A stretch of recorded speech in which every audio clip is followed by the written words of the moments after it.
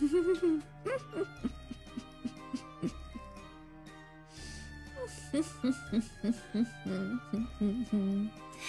evening, horror and chaos. Be to you in the name of Runie. Now the lunatics welcome one another as I shall welcome you. Hi hi. Hi hi. Honey, I'm home. And I had a hard day. Pour me a cold one, and oh, by the way. Hello, everybody. I'm finally back. Yeah, why would it be a ruse? I mean, come on. There's a time and a place for a ruse, you know, and my comeback stream, wow. It would be so unethical. It would be so horribly evil to schedule a comeback stream after being away for so long and then and then delaying it. I would never do that. Wow, thank you so much for the Aka tip. Wow. Thank you, Kyle, thank you. Welcome back, Runie. I hope you had a great trip and can't wait to hear all your stories. I won't be able to stay the whole time, but I want to make sure to give you the warm welcome back you deserve. Arigato. Thank you. It would be diabolical to do such a thing, right? It would be really evil and diabolical. Warng. She's pulling a Lelouch and this is a recording. More likely than you think. It's more likely than you think. Thank you for the tip, Vanilla. Thank you, thank you. Yo, dude, did you come back with the milk? Was I supposed to get milk? Make me happy. Thank you so much for the Akasupa Flappy. Once again, you're a massive source of... Oh, wait, are you being nice? Once again, I saw massive source and I just thought for sure it was going to be followed by something tsundere, like calling me a dork or something. And then I saw a source of, like, I don't know, I got caught off guard. Source of inspiration.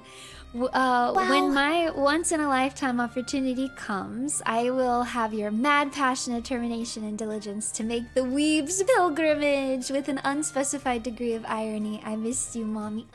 Wow. I missed you guys. I missed you guys. And yes, yeah. You'll make it to Japan one day, and it'll be awesome. You'll have an even better trip than I did. It's gonna be really cool. Umbrella, not the quap. Innocent umbrella, not umbrella corp. Thank you so much for the Akatip. Thank you. Hi, Runie. I've missed you a lot.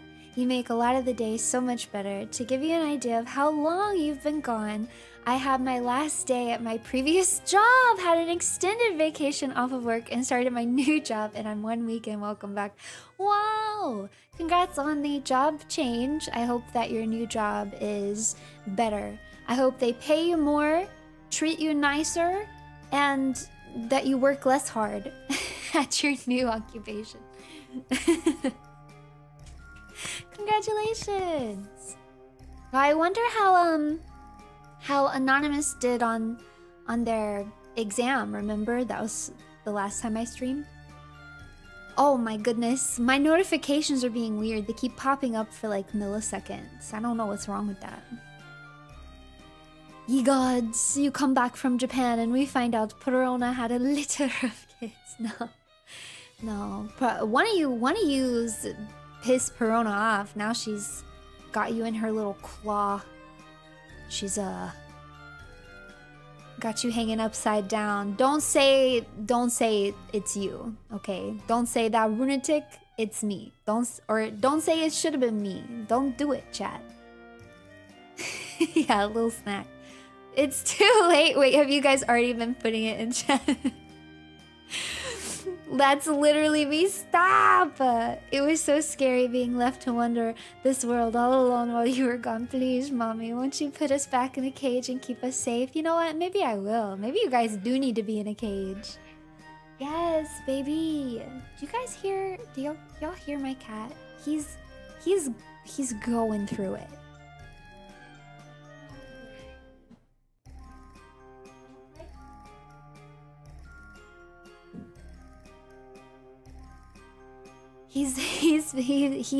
He's been so needy.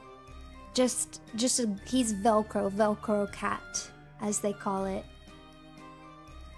He needs my attention all the time. Ever since I got home.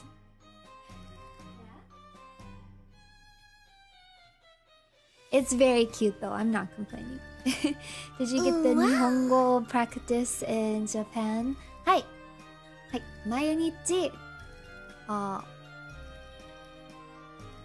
actually don't know if you're talking about a period of time that like already happened. Like if I'm talking about like every day of my vacation, does Mayunichi still work? Or I wonder if there's like a different word. I spoke Japanese every day of my vacation.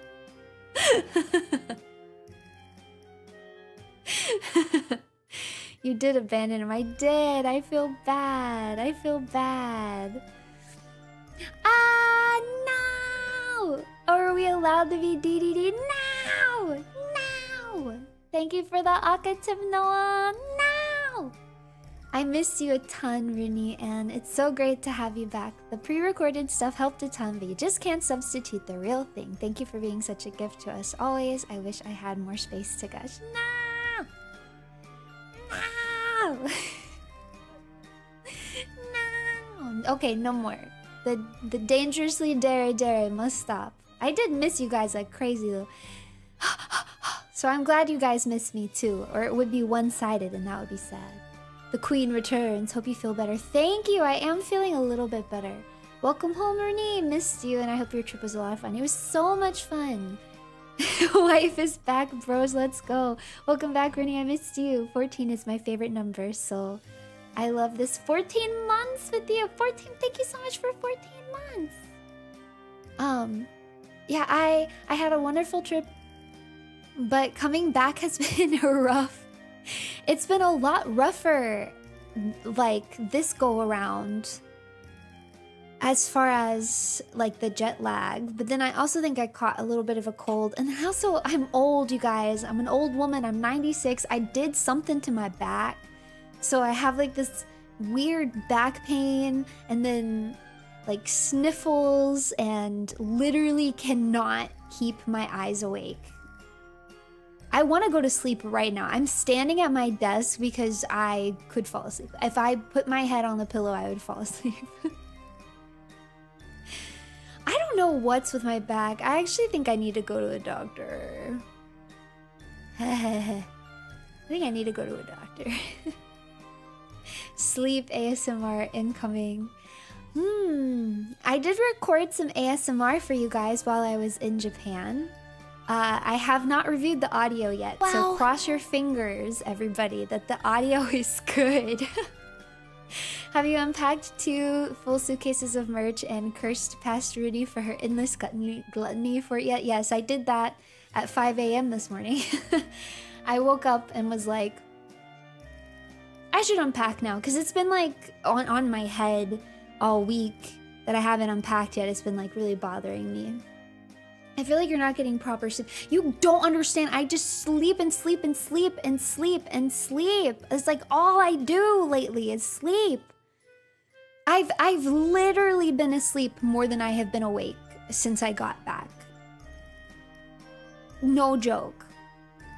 Cause I'll wake up, I'll go to work, I'll come home, and then I'll just sleep.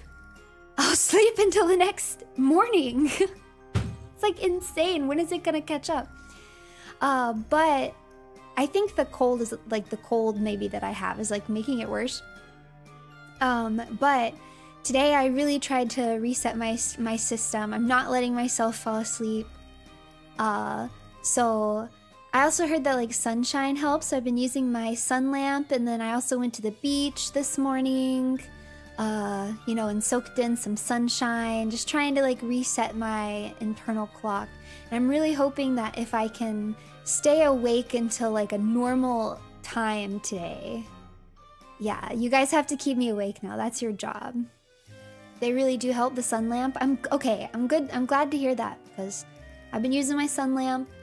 I tried to get some, you know, authentic sun, but then I also had to do a little bit of work today, so I did that. And then I did play video games. We'll talk about that in a bit. Today to try and stay awake. But I want to catch up on all the messages I missed. It feels nice to be back. Wow, it feels nice to be surrounded by lunatics instead of all alone. I'm so much less lonely immediately. Welcome back, Miss Runie. I hope you had fun in Japan, and glad I got to see Gamer Runie 2025 is alive and well. Yo, I'll talk about that in a minute, because I had an exciting day as far as that goes. Because I did unpack this morning, finally, so... You didn't say we couldn't say I wish it was... You didn't say I wish it was... You understand the spirit, okay? You understand the spirit of my request, and you're being... you're being pedantic. Willfully pedantic. Actually, I don't think there's any such thing as not will. I think if you're being pedantic, it's willful. There's no other way to do that. Evil woman! I missed you a very normal amount. Oh, truly? Is that true? Or is that a lie? Are you lying? I definitely did not go crazy a bit. Oh, you didn't? Is that true? Can I take you at face value? I am so glad you had fun and shared your trip with us. Catching up on One Piece only heals the pain of missing Evil so much, but I made good progress in the name of Evil. Let's go! The One Piece is real! Ow, ow, ow, ow, ow! I love One Piece. Welcome back, Runie. Missed you a lot. I can't wait for this story. Hope you have been resting well, and congrats on S+, prepping another Runie drink. Ooh, enjoy your Runie and drink responsibly. It's not like we missed you or anything, Baka. Well, I missed you. I'm not even gonna be tsundere about it. I missed you guys, so... Whether you missed me or not, I missed you like crazy. Runie, missed you so much. Did you go somewhere? Pfft, I didn't even notice. Wow, that's crazy you didn't notice. I've been gone for like 2 weeks. That's crazy. Well, I'm glad you didn't suffer any while I was gone, because you didn't even know I was gone. I'm glad. It's actually better that way, because I wouldn't want you to suffer, you know? I wouldn't want you to suffer.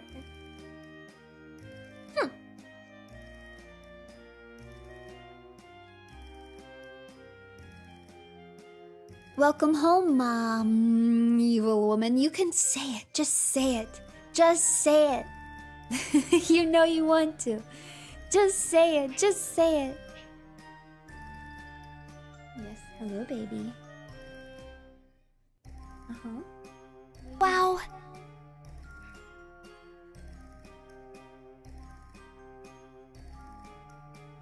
I don't know if you guys can hear him when he comes in and meows like that. I don't know if my mic's picking it up or not. Well, I might leave in a while since tours are a powerful force. I'd be glad to hear your stories, boss. I miss you. Hope the VOD survives. Yeah, I don't see why the VOD shouldn't survive. I'm very sleepy, but I have not had any alcohol, despite the fact that I really wanted to have alcohol.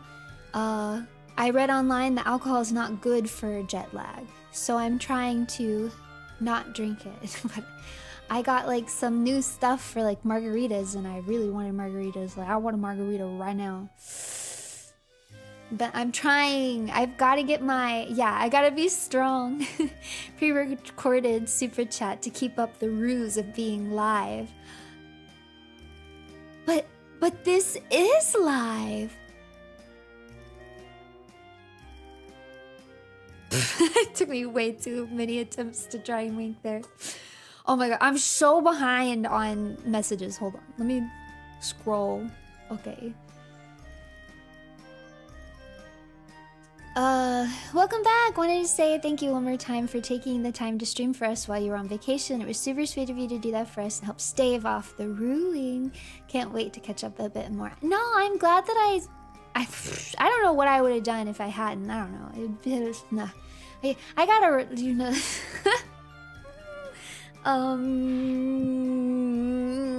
Whatever. Anyway, more messages. Ooh, wow. Ah! Every time I get a message, it like refreshes to the top and I lose my place. Okay, 4 days ago, 4 days ago, 15 minutes ago, here we go, 14 minutes ago. Welcome back, Runie, thank you!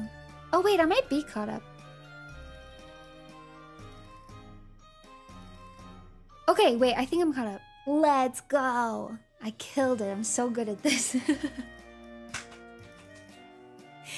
Not even gonna cap. I miss me some Runie, though having Runie at work during lunchtime was pretty nice. I'm glad you had a good time. Also, glad we didn't need to raise money for your ransom. Y'all are making the kidnap thing. It's not that serious. It's fine. I didn't almost get kidnapped. I never should have told you guys. Also, dude, the last stream that I did on Tuesday, that one, I don't even remember what happened on that stream. I don't know what I told you guys. I don't even know what happened. The triangle stream, I was so out of my mind. That one might be a fake stream. But I showed you triangles. I'm just gonna have to believe you. What stream? My last stream. So my last Ruse day, which would have been called Revenge Triangles. You were fairly on topic, really? I was so tired, like I actually felt insane. You know, like, you know how you can be so tired that you're basically like drunk? That was like me. 1 out of 10 triangles? Man, I gotta get revenge on triangles again. It wasn't good enough. Did I teach some triangles lessons? Geometry? Did we do math? Now that would be evil, wouldn't it? It just makes sense that triangles get 3 streams. Wait, I do remember that joke coming up. Revenge. Resident Evil Revenge Triangles. How can I make a Triangles Revenge that is about Resident Evil? Wait, yeah, I was gonna, I said I was gonna talk about it, so I'll talk about it now. So earlier today, so I went to the beach, and then I came back and I took a shower, and then I was like, oh man, I'm really sleepy. I thought the shower would wake me up, but it did not wake me up. And so I thought, okay, I need to do something that will really occupy my mind. And I thought, well, I could do all of this work that is hanging over my head that I'm behind on because I've been out of town. Or I can play Resident Evil. So I played Resident Evil. And I went for the Resident Evil 2 Remake Claire A Hardcore S Plus run. And I by no means thought that I would get anywhere with it. I thought like, oh, I'll just practice it. And the next thing I know, I got my S Plus, you guys. What? Yeah, it was A. It was A. And it was really fun. So I recorded it, so I'll do a commentary track and then I'll save it for a rainy day. Actually, I have a good idea of when I'll post it. Because I still have some busyness in the near future, so I can save that to post for a day that I can't stream. One moment you were just playing around, and the next you walk into an S Plus run. Yeah, what's funny too is you'll probably see it when I get there. Not to spoil things too much, but there's some parts where I look real goofy because I'm like, I don't know what I'm supposed to do because I never practiced any of the, I just didn't expect, I don't know, it just kind of happened. And also, I just kind of Well, I won't spoil it. This is what I'll say. My saves are in weird places. I did not. My first save is in a very strange place. I think you guys will be surprised. And then also, I did not get the submachine gun or the grenade launcher. You get the grenade launcher in the lab if you don't pick it up from the RPD. I didn't get either of them, so I did the vast majority of the game with just the handgun. I also did not get the other gun that you can get from the trunk. So I just had my one gun. And I didn't use the spark shot either, so...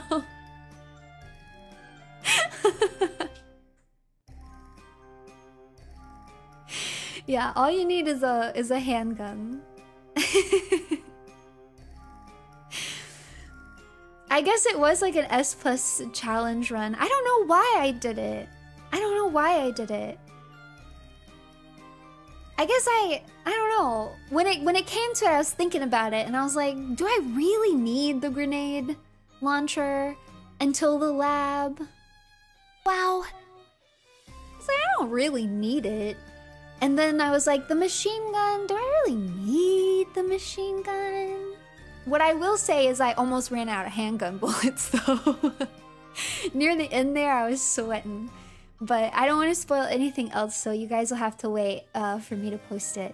But I got some really, really nice feedback on the commentary portion of my Leon A S+ run. So I kind of wanted to do another one, so... No, I'm not trying to brag. I didn't say it to brag. I said it to just be like, it was a weird run. Like, I was just being weird and doing weird stuff, and somehow it worked out. Welcome back, Runie! I hope you had an amazing time in Japan. We missed you terribly, and I hope you can bounce back from your jet lag and cold soon. Thank you. Me too. I'm struggling, you guys. If I wasn't standing up right now, I might fall asleep. I'm so tired. That's crazy. Because I was feeling a little bit okay, and then the second I feel like I hit stream, I got really tired again. I only need 10% of my power to defeat you. So yeah, that was me. It's so true. Not even gonna cap, I miss me some Runie. Though having Runie at work during... Oh wait, I already read this one. Thank you again. What the heck? Well, you ate almost 748 egg and tuna sandwiches and other almost triangle things. You were in the shower. Wake me up inside. But you know that sleep and caffeine can help your jet lag. But I read that the caffeine actually isn't great for your jet lag either. I read they're like no alcohol. Try to stay away from caffeine, get exercise, get sunshine, and then try to get back into your routine sleep. Oh my goodness. Don't even, mommy, question mark. Pfft. Don't even.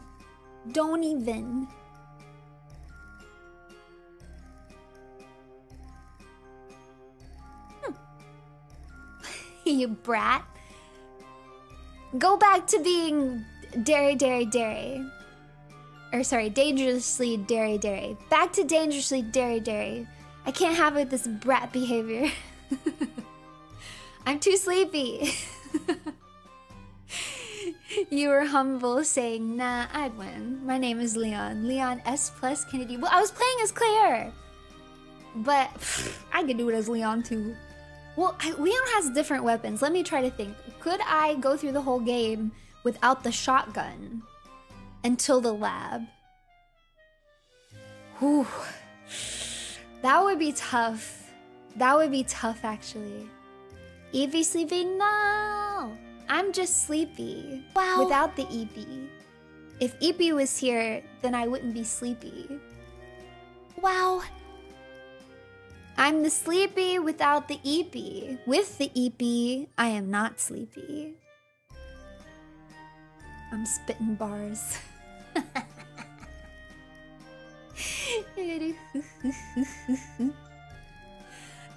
Calling Runie mommy is just the cool things to do. Thank you, Willy Billy. Shout out to Willy Billy for always being a real one. That's why Willy Billy is everybody's favorite chatter. Willy Billy chat's hero.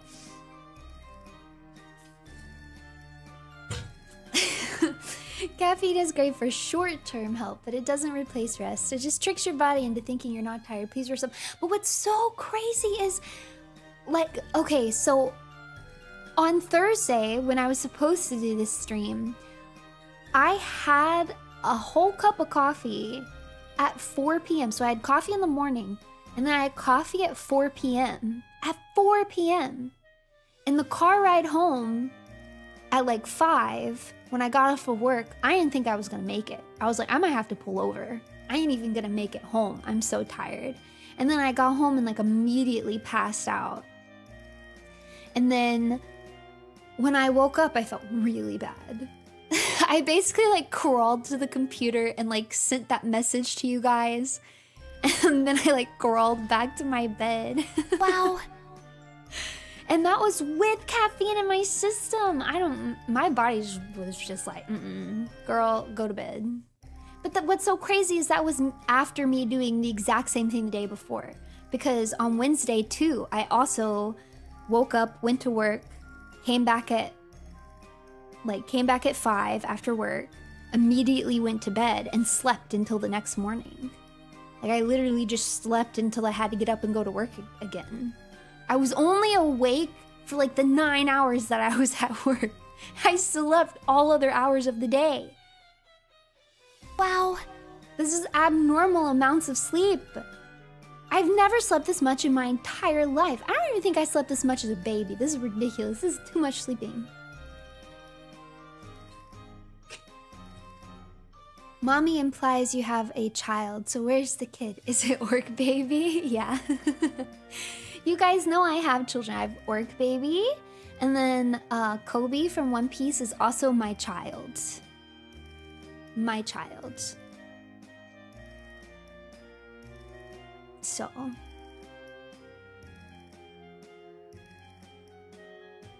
Don't say you gotta run out for milk now. I won't let you. I hope you had a fun trip, Runie. I went to Anime Revolution in Vancouver and managed to find a Runie sticker. I was so happy. Hey, that's awesome. From a fan artist. Yeah, thank you for drawing me, fan artists, and selling merch with me. Yay, that's exciting. I hope you had fun in Vancouver. I would like to go to Vancouver one day. I would like to visit. You need smokes. Running out for the milk. You forgot your orange juice back at work.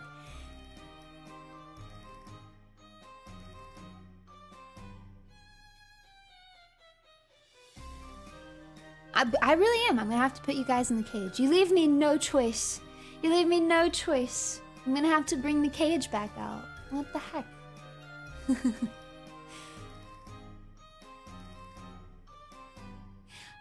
No, I'm an evil mommy. Wow, what's wrong with that? Not all mommies have to be good. Why can't mommies be evil? Let mommies be evil 2025. Just came back with the milk. Whoa, you actually went and got milk and just came back with it? That's unheard of. Dang, you really just needed some milk. Like, you actually just needed some milk. What the heck? Dang. Welcome back, everybody. Did you get a chance to see Weapons? I really enjoy. Okay, I really want to see Weapons, but I haven't felt up to it. During the week, I definitely, obviously, did not feel up to going to see Weapons. For those of you who don't know, Weapons is a movie that came out. It's a horror movie. Wow. It is from the same director that did Barbarian and Companion, which are both horror movies that I really enjoyed. So I'm very excited to see this movie, and I've heard nothing but really good stuff about it. I've heard such good stuff about it. So the premise for this movie is that in the middle of the night, all the students from one teacher's classroom woke up in their beds, got out of bed, walked out of their front doors, and then went missing. So this teacher's entire class of students in the middle of the night just goes missing. That's all I know about the movie. I don't really know anything else. I've heard it's crazy and fun and awesome. I really, really want to see it. Runie at the weapons screening honks you. I know! I don't want to fall asleep. Maybe I can go see it tomorrow though. I really, really, really want to see it. Till that our evil woman is a brat corrector. Yeah, you guys like to call me a brat, but I'm a brat corrector. I like that. I like the sound of that. There's a distinction. Runie is an evil woman, but an excellent mommy. Pay attention. You'd think with a 100% consensus. Yeah, 100% consensus. And we get Demon Slayer movie next month. Is Demon Slayer still airing? They ain't finished that yet? It's old hat, because I finished the manga so long ago. Oh, it's old hat. Where are they? Are they actually legitimately? How are they not done yet? I feel like they were close to finishing it like 2 years ago. Because you're getting movies instead of seasons. I ain't like that. I ain't about it. I don't like it.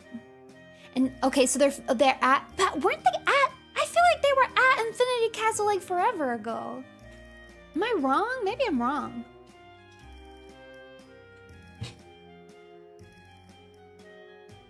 Okay, then they should be pretty close to it. Pretty close to it.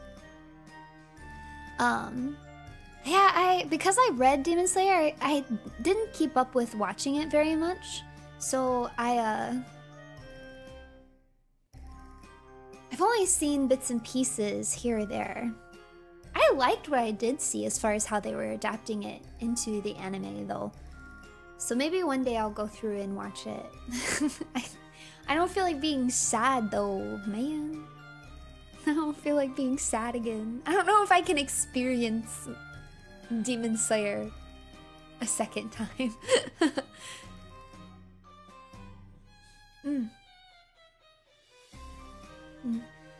No Runie merch, but there is a ton of female Buggy cosplayers. I don't know what it is, but the girlies just love Buggy. There are a lot of like femme Buggy cosplayers in the world. What the heck? There. I ain't complaining. Y'all, the actor who played Buggy at the One Piece premiere show at Universal Studios Japan was actually so good. Just insanely good. I'm sure you guys have seen pictures if... Oh, maybe not. I don't know. If you follow one... I don't know. Maybe not. It's all... My entire feed is like pictures of him. But maybe yours isn't on Twitter. Like, that's my entire Twitter. Welcome back, Mom. I mean, Runie, you guys, you don't have to be ashamed. You can just say Mom. Is he able to turn into a car? I'm sure he could do it. He could pull it off. They did a lot of fun stuff with his power in the show, like using puppetry and stuff to make his body parts chop. It was very fun. It's 99% Buggy. It really is, actually. It's a lot of Buggy on my Twitter. Thank you so much for the tip, Armory. Sakana gonna sell Runie's Tears as merch one day. Now that would be funny, wouldn't it? I cry a lot, so there would be a lack of rarity that would make the value depreciate. Can Luffy turn himself into a car? With Gear 5, yeah. Totally, yeah. But the premiere show is so good. I talked a little bit about this on my like side Twitter, Ruse D Runie, but I really feel like the premiere show is just very catered to me. I'm gonna spoil the premiere show, so if any of you guys plan to go and see it, maybe mute the stream or look at something else for like, I don't know, 10 minutes maybe. I'm gonna spoil the show. I was very, very impressed with how the story was actually good. It felt like a movie plot. Like it could actually be, like it was, I don't know, like when you see a show at like an amusement park, I just didn't expect the plot to actually be good or original characters that they added in to actually be any good. But the story was fire. The story was so good. If they made it a movie, I would watch that. It was actually so good. It had an original character and a villain in it. What was his name? Snitcher, I think. Oh, first of all, I want to say too, it was very English friendly. Actually, it legitimately did have subtitles because they had like these lights on the fences that they could spell words with. So pretty much, not every single line, but all the important lines so you could follow the story had subtitles in English. And then they also had like an English speaker there. He was playing one of Bartolomeo's crew. So he was just like basically mimicking everything that Bartolomeo said, but in English. So you could completely understand the show, even if you didn't know any Japanese. Yeah, I thought that I was really surprised because I didn't expect that at all. And because I know a little bit of Japanese and they had the English, I feel like I understood the entire show. Like, I don't think I missed anything. So I'm really, really happy about that because my expectation was to like, you know, maybe follow 30%, like the 30% that I could understand. And I was gonna be happy with that, but I feel like I got 100% of the experience. So I was really, really happy. But they had an original character named Snitcher, I think, yeah, Snitcher. And he's first introduced kind of like a fanboy like Bartolomeo, so he knows all these facts about the Straw Hats. And they did like a little quiz show with the audience to like open the show, which I thought was very fun and interactive, like asking you trivia about the different members of the Straw Hat Pirate crew. And then eventually, as the story goes on, this is why it was so it was so catered to me. Because as the story goes on, you find out that Snitcher has a plan. Snitcher tells Luffy that Buggy has all but one poneglyph that he needs to, before he can find, like figure out where the One Piece is. And that the last poneglyph is like on this island that they are on. But he also goes and tells Buggy that same thing. He's like, yeah, Luffy only needs one more. And that poneglyph's like on this island. So he's pitting Luffy and Buggy against each other. So Luffy and Buggy both show up. Yeah, Snitcher does what exactly? Show up to this island to find this quote unquote last poneglyph. And then when they get there, of course, there's cute shenanigans with the two of them fighting because Luffy and Buggy team up is always it's just cinema. It's so good. Those two personalities work so well together. It was very much like it felt Impel Down vibes. A lot of this felt Impel Down vibes, which was very purposeful, as you'll find out. Did Snitcher get stitches? Yes. Yeah, he was a snitch and he got stitched. But, my friend Shadow couldn't make it tonight, but he says, welcome back and he's glad that you had fun in Japan. Thank you, Shadow! So, yeah, they literally wrote this for me. Like, there's one part, I was already like, they wrote this for me, but then there's one part near the end that I was like, okay, they legitimately wrote this for me.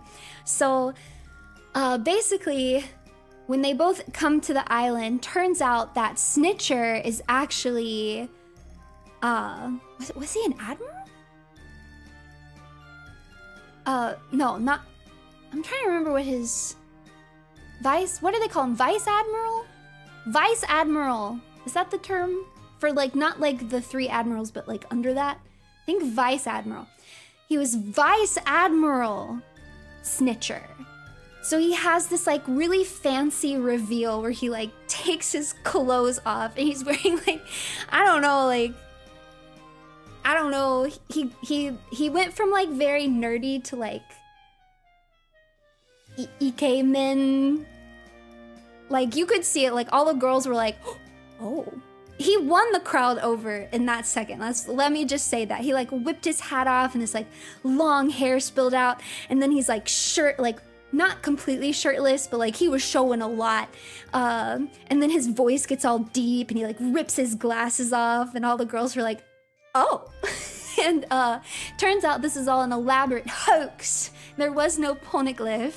And he did all of this to lure both Buggy and Luffy there. And you think at first that he was luring them there to arrest them because he works, yeah, he's a Marine. He just wants to arrest them or whatever.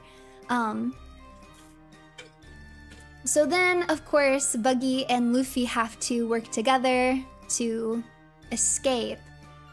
But what ends up happening is as the story goes on, you realize that Snitcher's actual plan isn't just to arrest Luffy and Buggy. His actual plan is to cause a second Marineford. He basically just got really obsessed with Marineford and just wants to see the chaos happen again and like experience it for himself. So he's actually orchestrating this whole thing with the hopes that like all of the Straw Hats will come and all of the Straw Hat fleet will come and that Cross Guild will come to try and save them, and then it'll just be like absolute chaos and it'll be a full-out war again. So of course, who shows up but Sword? So I got to see my son, Kobe, because they wrote this show for me, and Kobe's basically like, we can't let this happen, it's gonna be another Marineford. And then this is what sealed the deal for me as far as it absolutely being written for me, is all of a sudden out of nowhere and really kind of for no reason, you got like kind of for no reason, Kizaru just shows up. Okay, you definitely wrote this. That's what, maybe I did ghostwrite this and forget about it. Kizaru just kind of shows up and like actually doesn't do anything. Like when I tell you he doesn't do anything, like Kobe's like, Kizaru, you have to help, like this is gonna be another Marineford, like this is terrible. And Kizaru's like, meh, you know, I'm just on like a delivery detail, like I didn't come for all of this. Literally he showed up to Aura Farm. And then Snitcher's like, Kizaru, you gotta help me, like I know I'm kind of doing a bad thing by trying to make a Marineford, but like also we could capture, you know, Luffy and Buggy, like wouldn't that be good? Like you gotta help me. And Kizaru's kind of like, no, I ain't gonna do that. He's like, you can have some pacifistas. That's all he did. He was like, here, take some pacifistas, but like I ain't getting involved, because I'm like, why are you even here then? Why are you even here? And then like the aura farming content literally got me, because he had one of the coolest bits in like the whole show where he shows up at like the top of this tower. They must have had 2 actors for him, but they looked really similar to each other. But like this like light burst happens, and then all of a sudden he's gone from the tower and he's like on stage, like way closer, and it literally looked like he teleported. It was the coolest trick that they did literally in the entire show. Maybe that's actually why they put Kizaru there, because they just they knew how to do that trick and were like, what character would fit this trick that we can do? Because it's actually magnificent. It was so cool. It was really, really well done. I was like, everybody was like, because it looks so good. But yeah, Runie, you manifested it. Yeah, I literally manifested Kizaru showing up. So I had Buggy and Luffy team up, working together. And then, of course, all the other Straw Hats are there. Kabaddi and Moji, Mr. 3, Alvida, like, they're all there. It's so fun. I'm having a blast. Kizaru's there. Like, I'm eating. I'm being fed. I will not be hungry for weeks. Wait,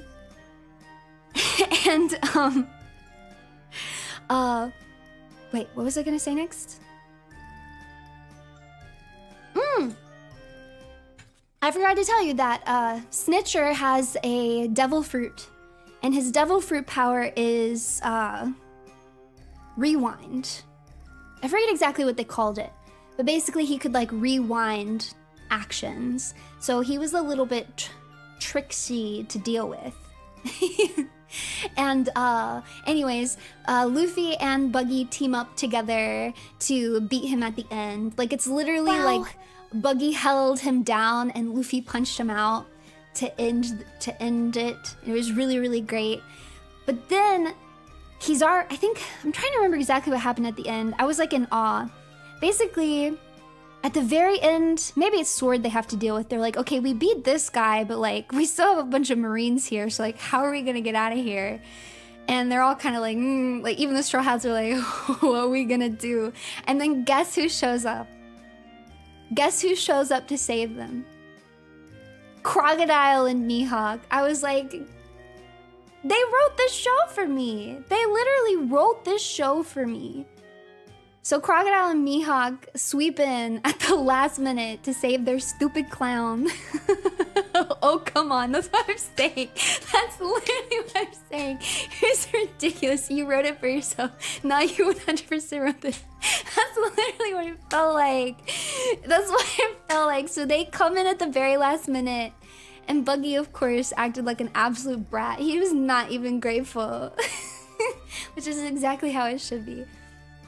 Anyways, the show is fantastic, and I did something really stupid where you couldn't take pictures or video, but I was really close to the front, like really close to the front. And at the curtain call, they allow you to take pictures and video. So I get my phone out, and I think that I have filmed the entire curtain call. I really think I'm filming it, and I got good film. Like, they were so close to me, and I got some really good film of Buggy. He was being so cute. I was, of course, decked out in Buggy stuff, reppin', and it was just very good. It was very good. All the Straw Hats looked amazing. I got really good footage. They were waving at me. It was very cute. And then I realized at the last minute that I hadn't actually pressed record.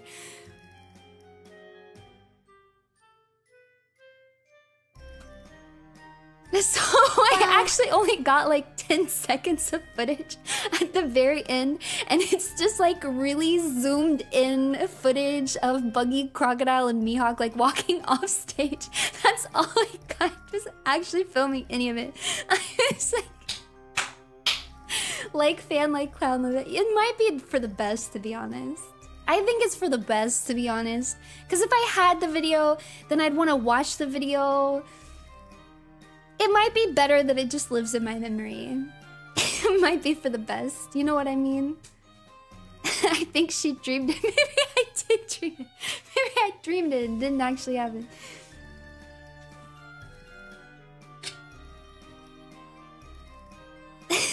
That was partially why I thought maybe I should go back another day. But it was actually just because it was so fun and I wanted to see it again. But it was very, very, very, very, very good. All of that to say that the Buggy actor was 10 out of 10. 10 out of 10. There was a really cute part where Snitcher is like talking to Buggy because he's gonna pitch the whole like, oh, Poneglyph on this island thing. And he's like spitting out all of these facts that he knows about Buggy. Of course, I knew all these facts. I knew all of them too. Snitcher, you got nothing on me. And Buggy's like so freaked out. He's not into it at all. He's like, his face, he was like, why does this guy know all this stuff? How do you know that? What do you want from me? I'm scared. Who are you? It was very cute. I want to scare Buggy with my fangirling. I want him to look at me in disgust as I fangirl.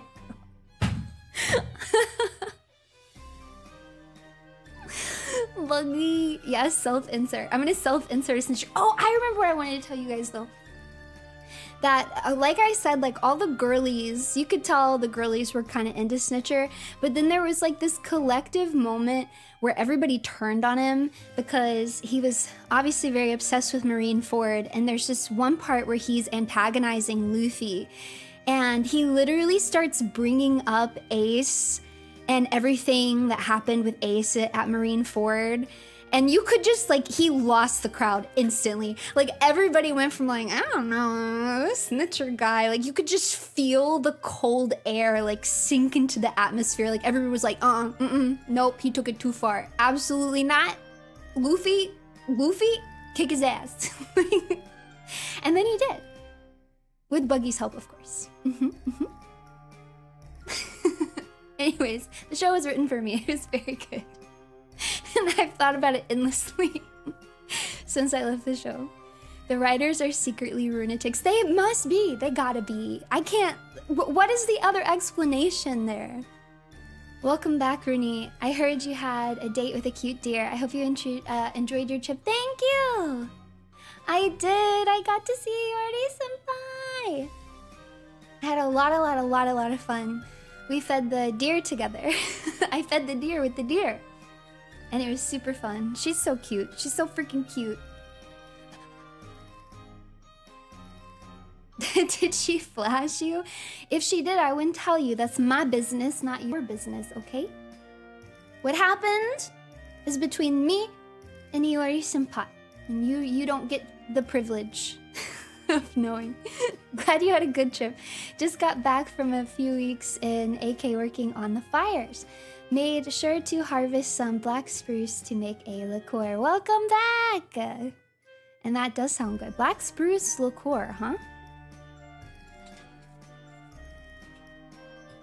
We did! We got matching souvenirs.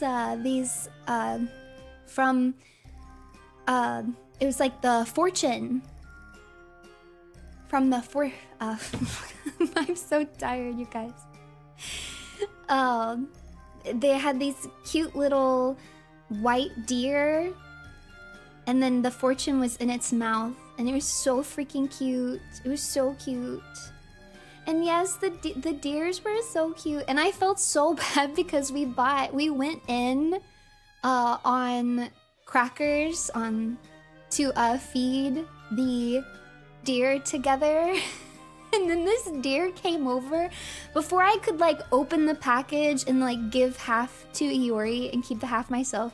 This deer came over and I just kind of panicked because he was real aggressive, and I just gave him the whole packet. Like, I didn't even open it.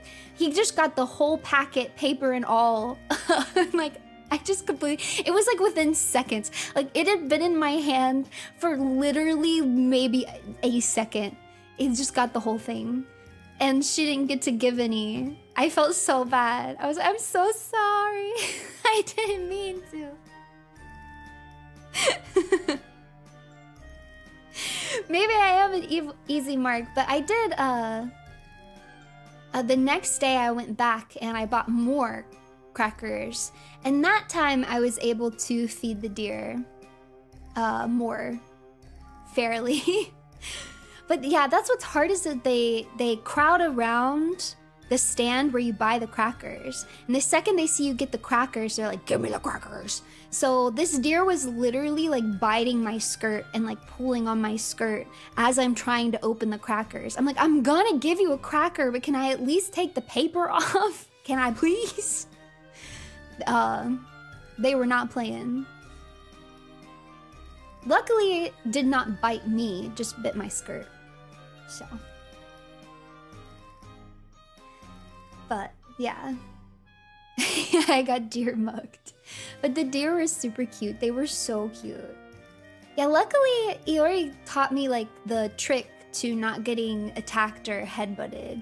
Which is basically, like, when you have the crackers, don't hide them and don't try to lift them up in the air, because then they might, like, just buck to get it because you lifted it up.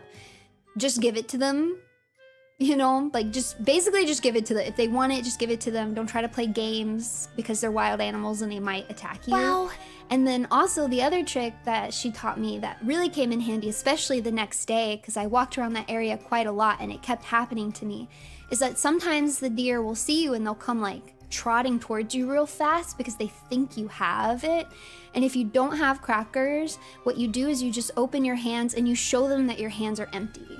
Like, you're like, I don't have anything. And what's so funny is they'll be trotting up to you, they'll be like, and then the second they see your empty hands, they're like, just leave you alone. They'll just turn around and leave you alone. They're like, you're worthless to me.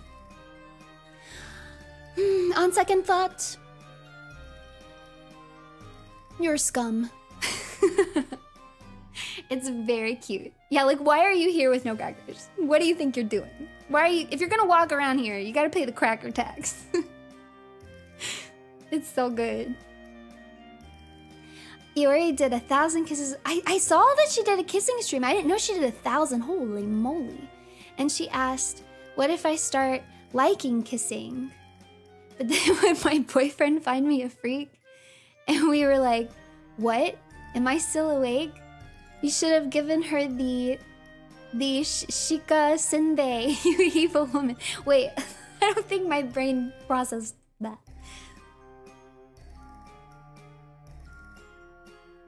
I don't know what you're trying to say to me right now. I don't think that anybody would consider Iori a freak.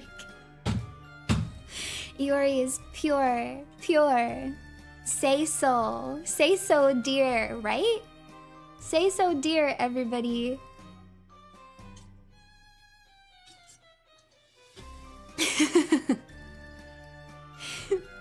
Purely degenerate. Say so. Dot, dot, dot. No. I believe in this. Say so, dear. Are we talking about the same deer? Yeah. Azoras! Thank you so much for the 5 gift memberships. Thank you.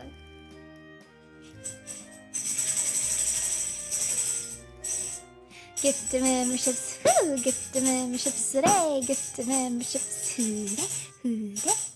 Gift memberships a while. Make sure you say thanks now. Gift memberships today. Hey! When you said you were going to Nara to see Iori, I thought it was just a joke about the deer. Yeah, I figured that's what most people would think, but I actually did get to see her. And she kind of went out of her way to come and see me, so I was really, really appreciative of that. She was the only person that I ended up getting to meet while I was over there. And it was like a really nice little break as far as like in the loneliness. Like, it was really nice because I was by myself for like the whole rest of the trip to have like, you know, that one little part of the day where I got to be with someone, especially because it was kind of in the middle of my trip. So it was a nice like reprieve from loneliness. So I was very appreciative. Now, Mr. G, thank you so much for the 5 gift memberships. Thank you.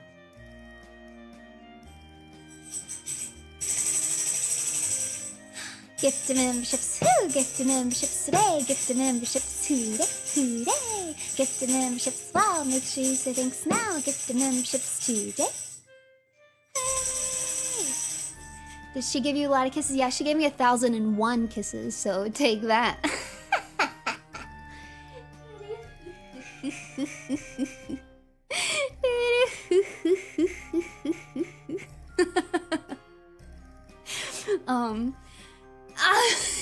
Every time I put it down, the hike. Thank you so much for the 5 gifted memberships. Thank you.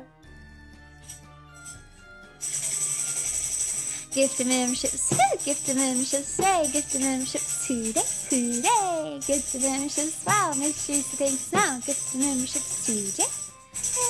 Hey, horse. Gifted memberships too. Gifted memberships today. Gifted memberships today. Gifted memberships now. Make sure you say thanks now. Gifted memberships today. Fine, I'm just gonna hold it. I'm not even gonna put it down. I'm just gonna hold it. I was about to say I thought, no, I didn't really make any friends. I was really shy.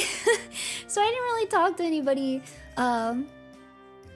Like, even though there were definitely people that I thought I could maybe talk to, especially at the Idolmaster show, I just felt shy, so I didn't talk to them. I didn't talk to anybody.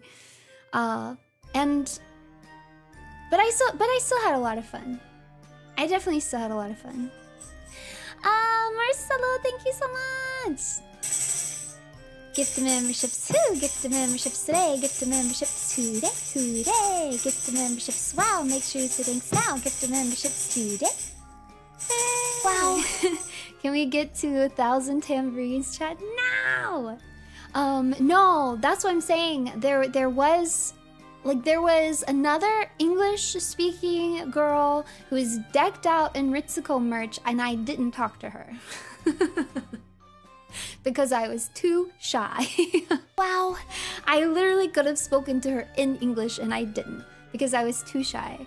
And then on night 1 of the concert, wait, am I getting the nights mixed up? Yeah. No. Yeah, night 1, beside me, if I remember correctly, there was a girl sitting beside me, and she seemed really sweet, and she was, Yahyoi P, I'm pretty sure. And I was too shy to talk to her, so I didn't talk to her. And then on night 2, there was an Amimami P sitting beside me, and she was also seemed really sweet and nice, and I was too shy to talk to her as well. So I didn't make any friends.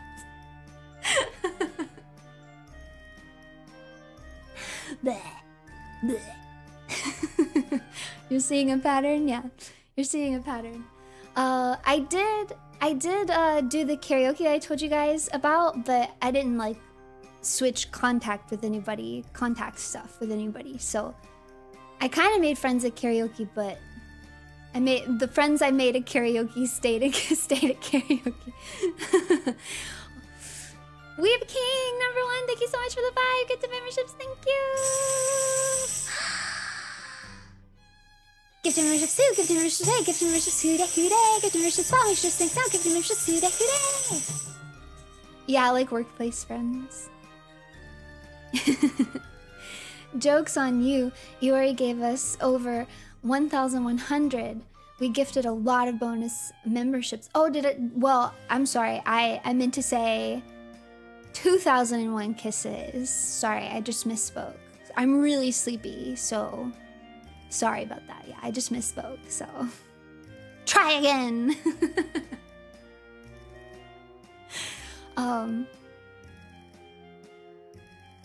But there was something nice, I will say though, about like kind of being left alone. I feel like people leave you alone more in Japan than they do where I'm from. Like people are just more likely to make small talk with you, where especially in the South, it's just kind of like a Southern thing. People just make small talk, you know, if you're like in an elevator together or you're waiting for something together. But it was kind of nice. Like I just felt like nobody cared. But like in the good way. Especially in Tokyo, like walking around Tokyo, and I mean this in the good way, it really felt like nobody gave a single crap that I was there. If they even noticed that I was there. I was completely insignificant, hardly a shadow on the earth. And it was very nice, actually. It was comfortable. I enjoyed it. So but it was definitely very different. I say that though. I say that they don't talk to you, but you know what they do is they get very close to you, which I was not yet used to. Because I feel like where I live and where I grew up, if you don't know someone, you don't really like get in physical proximity to that person unless it's like absolutely necessary. So like for example, on a train, not that I ever rode trains, there's not trains, but like if there was, and there was like empty seats, they would sit, like you're not gonna sit in the seat beside somebody if there's empty seats, you know? Maybe if all the seats are taken, but not if there's empty seats. If like you're on a sidewalk and it's not that busy, like if there's space for you to leave a few Jesus lengths between you and the other person, like you're not gonna walk that close to the other person. But it was like this in Osaka and Tokyo.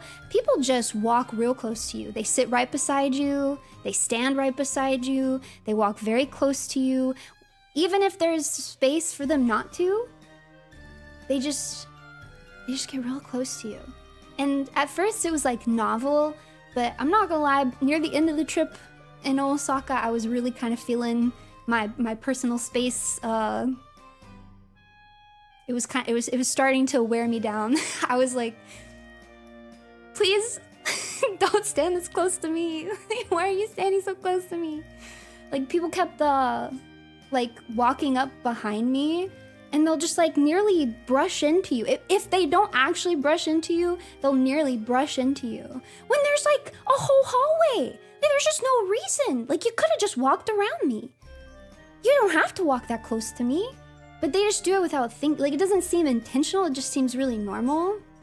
It was very different for me, so it really started to wear me down. So don't stand so close to me. That was literally me. Osaka can be a bit rough. It feels like it's easier in Tokyo, but Osaka people just go through you. Yeah, I think that's what, because I was already feeling a little homesick and a little worn down. When I got into Osaka, I actually really had kind of, like, my first day in Osaka was not good. Like, I kind of had it. I was, wow. Like I said, I was feeling like my personal space, and I think I was just feeling overwhelmed, and it was super busy. So like my first day in Osaka, I basically stayed in my hotel room. When I got there, I couldn't check in yet because my hotel wouldn't let me check in until 3. So I just had to like walk around, and I went to like this subway underground mall, and people kept bumping into me. And I promise you guys, like, it's not me. Like, I promise it was not me. I was doing everything to try to be aware of where people were because I was feeling very overwhelmed. And people still just kept like coming up behind me and like bumping into me. And I was really going through it. And like I, kind of felt like that, like when you know you've had enough. So I literally like just went and I just stood in a corner. Like, I found a corner and I just squeezed myself into a corner. I just stood there. I just stood there. It was like, nobody touch me. Don't come over here. Until my hotel would let me check in, and then I didn't leave the hotel. And I had like an internal battle, because I was like, I spent so much money and I did so much planning. I had restaurants I wanted to go to, I had bars I wanted to go to, and then I got there and I just like wasn't able to do it, and I felt like I'm just being a baby and I'm wasting my trip and I'm going to really regret it. But at some point, I just decided, you know what, Runie, you just have to cut your losses because you're not having a good time. Yeah, I was overstimulated. I wasn't having a good time anymore. So I was like, I just need to like chill tonight, because I was going to USJ the next day, which I thought was also going to be crazy busy. USJ actually ended up not being very busy at all, but I expected it to be really, really busy. So I was like, let's just take it easy. But I got a bit of a lucky break because my hotel had like a lounge room that I had access to, I think because of my credit card or something like that. I didn't know I had access to it, but when I checked in, they were like, oh, you have access to like the special lounge. I was like, okay. So I thought, okay, I'm not gonna go out, but USJ is Universal Studios Japan. I was like, I'll at least go to the lounge, get a drink, because there's free drinks, free food. I'll at least go to the lounge. So I went to the lounge area, and it ended up being such a lucky break because in the lounge area, they had this huge like wall length window where you could look out into like a busy street of Dotonbori, right? And then it had like Japanese alcohol and Japanese food, and nobody was in there. Nobody was in there. I was in there by myself. So I was able to go down there, and I was still drinking Japanese alcohol that I can't get at home, eating food that I can't get at home, and people watching. So I still felt like, oh, like I'm still enjoying my trip abroad, but from the safety of this like little lounge room all by myself. So I got a lucky break at that point, and I felt a lot less guilty for not going out. But I still feel sad in retrospect because I had like all these restaurants and all these bars saved that I really wanted to go to in Osaka. I was so excited to go to Osaka. I was more excited to go there than I was to Tokyo. But by the time I got there, I was just I'd kind of had it. That's why if I go back to Japan, I really want to give Osaka a second chance so I can like fully experience it. So yeah, but that's why I was kind of, as you guys know, like I left Osaka a little bit early. Maybe I'm just too baby. But you know what? I don't want to give myself too hard of a time about it because it was my first time I'd ever been on a trip abroad. It was my first time doing anything like this ever. And I, you know, don't speak the language fluently, and I was all by myself. So, you know what? I did my best. I did my best, and I still had a lot of fun. So, I'm not gonna beat myself up about it. So, yeah. You went halfway around the world, flew as high as the clouds, had a Ritzical bag with all the merch like Bochi, and it turned out you were a little bit like Bochi. You fought tsunamis and earthquakes. Is friendship that hard? To me it is. I'm sick. It is hard. It's so hard. But yeah. But overall, I really did have a lot of fun. I had a lot of fun. I will say, the other thing I struggled with near the end of the trip is I got very worn out of like the me of it all. Have any of you guys ever experienced it? I got very exhausted of like being, I don't know, everything was like what I want to do, what I want to eat, what I feel like doing, and then like everywhere I went I was like being served, you know, and especially because in Japan I feel like their service quality is like really high, and so everywhere I went it felt like I was getting all this extra attention like as a customer, and it kind of wore me down. It wore me down by the end. At first I was living for it. I was like, this is great, you know, I got a facial, I got head spa, you know, my hotel, they were being so nice to me, all of this stuff. And then by the end of the trip, I was just like, I don't know. I just want to do something for myself. I want to cook my own food, you know. I want to drive my car. It felt so good when I finally got back and drove my car. I was like, I want to drive I just want to drive a car. I just want to do something myself, you know. So yeah, maybe I needed more princess mentality. So when I got back, when I flew back, I had to drive back, and it was like 2-hour drive-ish, and it felt so nice. I thought I would be tired and not enjoy it, but I think I was just kind of, I don't know. Sounds like a type of homesick. It probably was just homesickness. I was like homesick, so instead I got behind the wheel and was like, yes. This is where I belong. I belong behind this wheel. It was actually very nice. I felt very unwinded by the drive. Yeah, vroom vroom. I'm in me mom's car. Vroom vroom. Get out me car. Oh. You guys know. Got a fave non-triangle dish. The plum soup was really good. The okonomiyaki was really good. And then, of course, the fatty tuna. Very good. Vroom vroom. Yeah, it's a classic.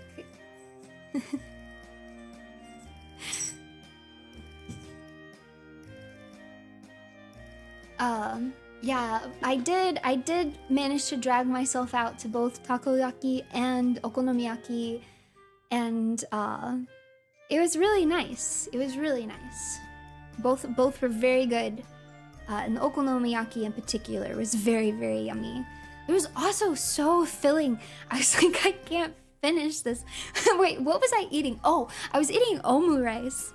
I went to this omu rice place and I got a serving of omu rice, and I didn't even get like the big shebang because they were popular for doing like a hamburger patty on the omu rice, and I didn't want all that. I just got the plain omu rice.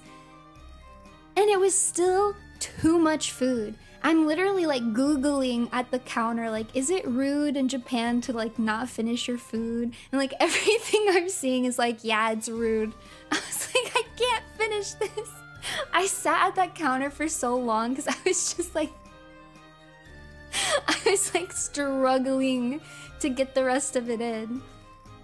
You must mogu it all. I tried, man. I mean, I did eat it, but Runie got rounder. I did, you guys. I straight up I straight up gained weight.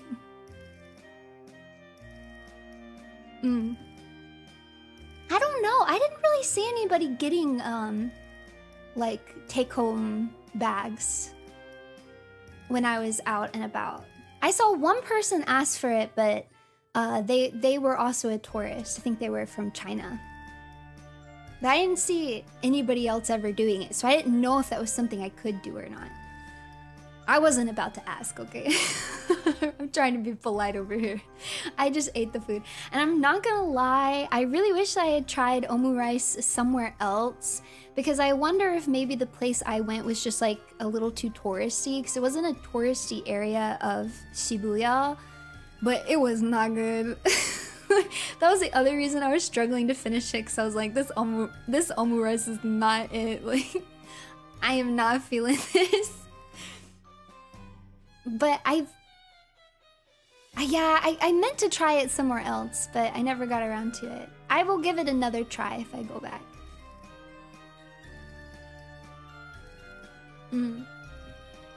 It was like, the demi-glaze.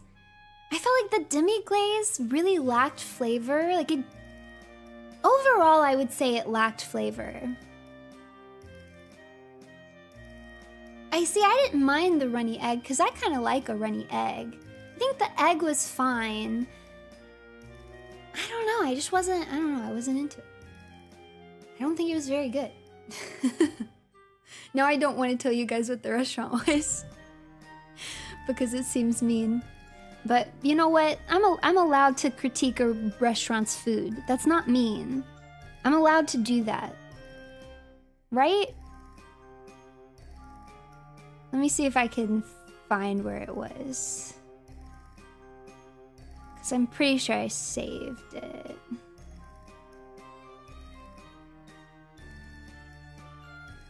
Ikura Shibuya. It was called Ikura Shibuya. It's got 4.5 stars with 393 reviews on Google. I picked it because they put like this cute little paw print on the omu rice, and I just thought it was very cute. But they're pretty popular for putting like hamburger patties with the omu rice. But I didn't get a hamburger patty, I just got the omu rice. Yeah, that's what I'm saying. That's why I wanted to try a different place that maybe was less touristy, because this one definitely seemed very touristy to me. So maybe that's why. But I wouldn't go back. I was not impressed. The reviews are good though if you scroll through the reviews. I don't know. So maybe I just got a dud, or maybe it was too touristy. But I want to try omu rice again. From somewhere else. Is this the real Runie Ruse? Yeah, it's me and I'm live. It's definitely not pre-recorded. Definitely not. And I would never lie about that. Yeah, or maybe I needed the hamburger steak. That's also a possibility. Yeah, I was not impressed. Are we starting the not lying thing now, or what are you trying to say? What are you trying to say? So what did you guys do while I was gone? Have you guys gotten into anything interesting or fun?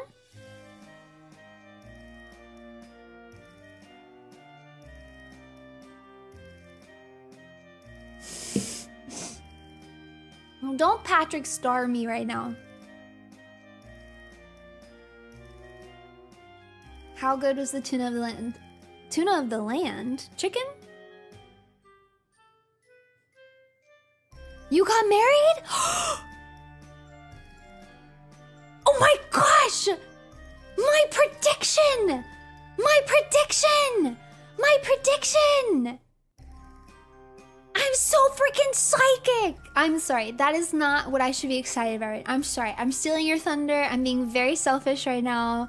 It ain't about me and my psychic abilities. It's about you. Absolutely huge congratulations on getting married. I'm so happy for you. I hope you had a wonderful wedding day.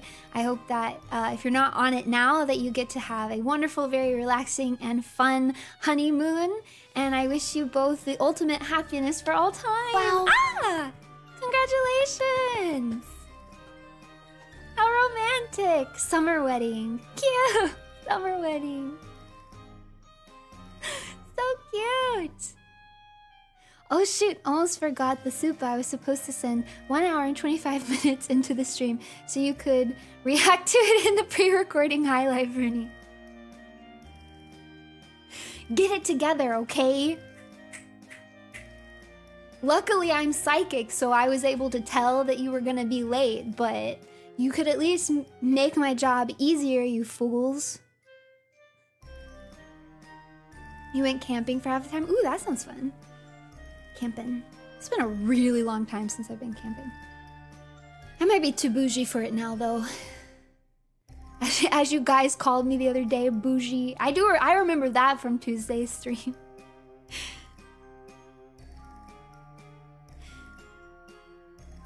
Ugh. Is glamping still on the menu? Yeah, I could go glamping. I could go glamping. Pinky up. Camping, but I'm drinking my thermos with my pinky up. Got home from seeing Weapons, 1000% Runie coded movie. I gotta say this movie. I gotta say this movie. Another reason I've gotta see this movie is I don't know if you guys know, but this director, who I already like from other movies that he's done, is also doing a Resident Evil movie. And apparently one of the actors from Weapons is going to be the lead character in his Resident Evil movie, which I am super excited about. What we know about the Resident Evil movie so far is he said it's gonna have this actor in it. I don't remember what his name is, but he was in Weapons. It wasn't anybody I'd ever heard of before. I don't think I've seen him in anything before, but I want to see him in Weapons. He's gonna play the main character, and he is an organ courier, and he is headed to the Raccoon City Hospital. I forget what they call it. A hospital in Raccoon City to deliver some organs when he accidentally hits someone on the road, I guess a la trucker opening of Resident Evil 2. And then, you know, as he gets closer to the city is, you know, zombies and bioweapons. So I think that's all we know so far, some sort of plot like that. But I think that sounds very fun. Apparently he is a Resident Evil fan of the game, so I mean, I love Barbarian and Companion. I've heard nothing but really good things about Weapons. I really hope I like it as much as everybody thinks that I'm going to like it. I'm sure I will. Everyone I trust is telling me I'm gonna like it. So, I don't know. I have high hopes. I have high hopes. So, we'll see if it'll be good. Yeah, the residents are getting real evil in here. Wait, what was it that I tweeted the other day that was so funny? I think I tweeted it on my Runie account. You guys, do you remember what it was? Somebody made a joke. A Resident Evil joke. It made me laugh so hard. It made me laugh until I cried. I was also very tired. Yes, that was it. In a world full of residents. Hold on.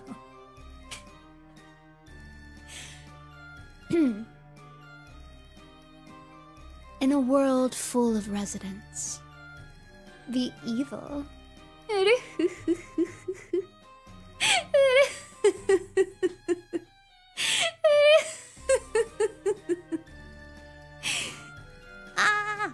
I'm so excited to get into Code Veronica, but we're actually not going to play Code Veronica just yet. We're actually going to go back and we're going to play Resident Evil 1. What is it? Real Survivor, True Survivor mode. But we're gonna do it with the tank controls. Because I really want to try it So in that mode, you don't have auto aim and the boxes aren't connected to each other. But I figured it would be easier to and more fun and less stressful to learn how to do the tank controls in a game that I'm already familiar with, because I've already played that game a lot at this point.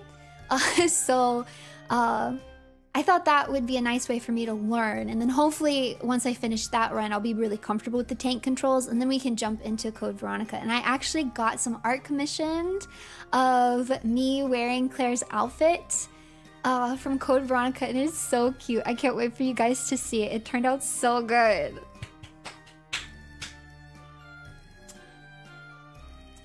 It's so good.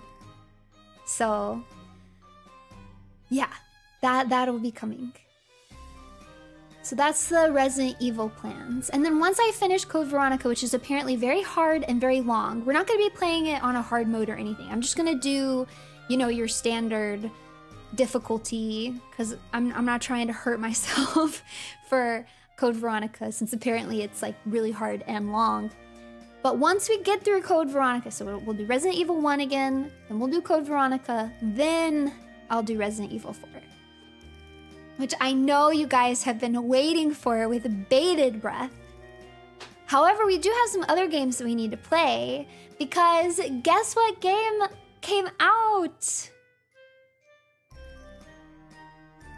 Runetics, have you been paying attention?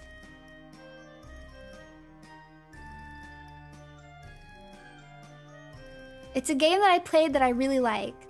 Static Dread. Yep, that's right. Static Dread, the full game, finally came out.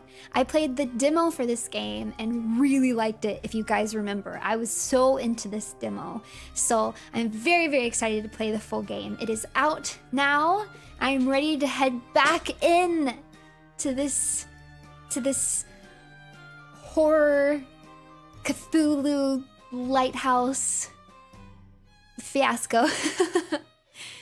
So yeah, and it's a paper please like Lovecraftian horror game about a lighthouse keeper, and I like it.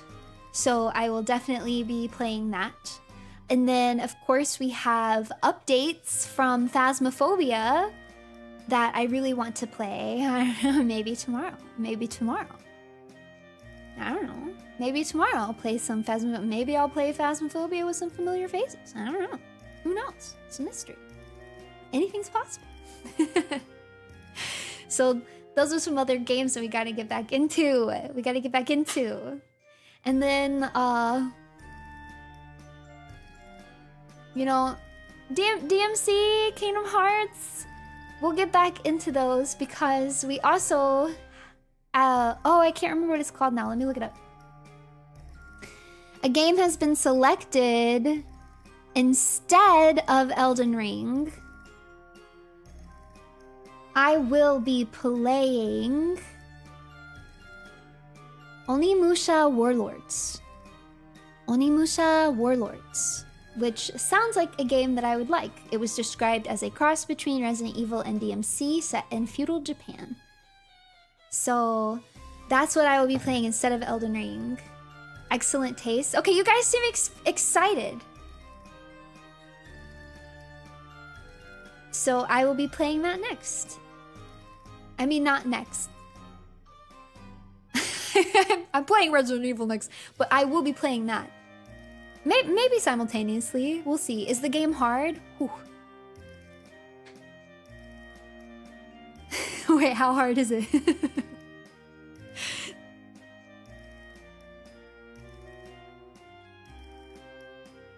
It's tricky. It's a little tough at first, but nothing out of this world. Well, we'll see how I handle it. You know, it's not hashtag Gamer-Runie 2025 for nothing, okay? So those are some games that we have lined up for the future.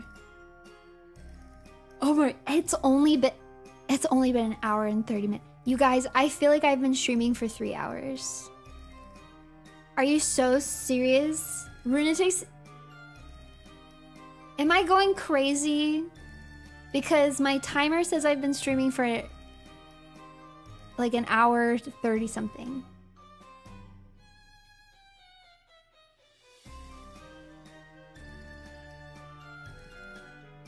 I'm not gonna make it. Runetics, say something to wake me up. Right now. Wake me up, Runetics. Runetics? Say something stimulating. When are we gonna do the IMAS talk? I don't even know what to say. I don't even know what to say. I don't even know what to say. It was just really good. The Idolmaster show was just fantastic, beginning to end. It was incredible. And I really enjoyed it, and it was a dream come true. And I cried. Happy tears. Wake up! Grab a brush and put a little makeup. Wake me up inside. Okay, I need some water. Hold on. I'm gonna get some water. That's what I need. I'm gonna get some water. And then I'll be right back. Hold on. I'm gonna put you guys on the be right back screen. Wow. Wow.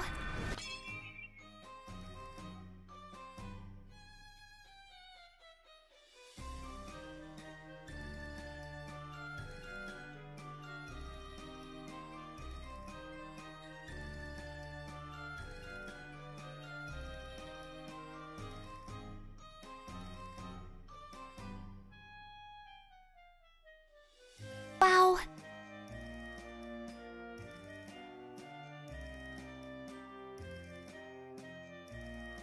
Wow.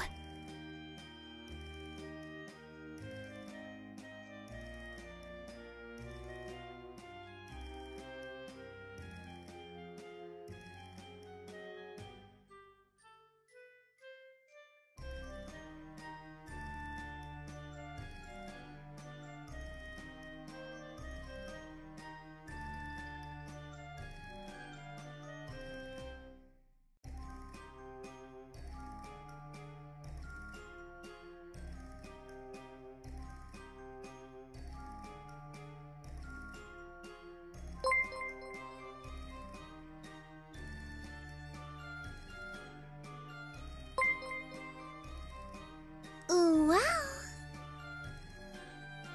Wow.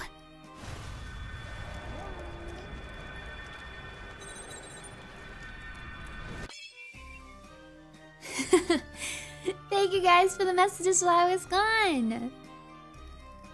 Wow. Yeah, scatter. Scatter, you fools. Scatter. Wow. Runie cute. Runie love. Runetics. Runetics. Miss I only eat the best triangles. The Runetics are kind of triangular shaped. Runetics are kind of triangular shaped. But you are not the best triangles. You're the worst triangles. Wow. Evil triangles. Evil.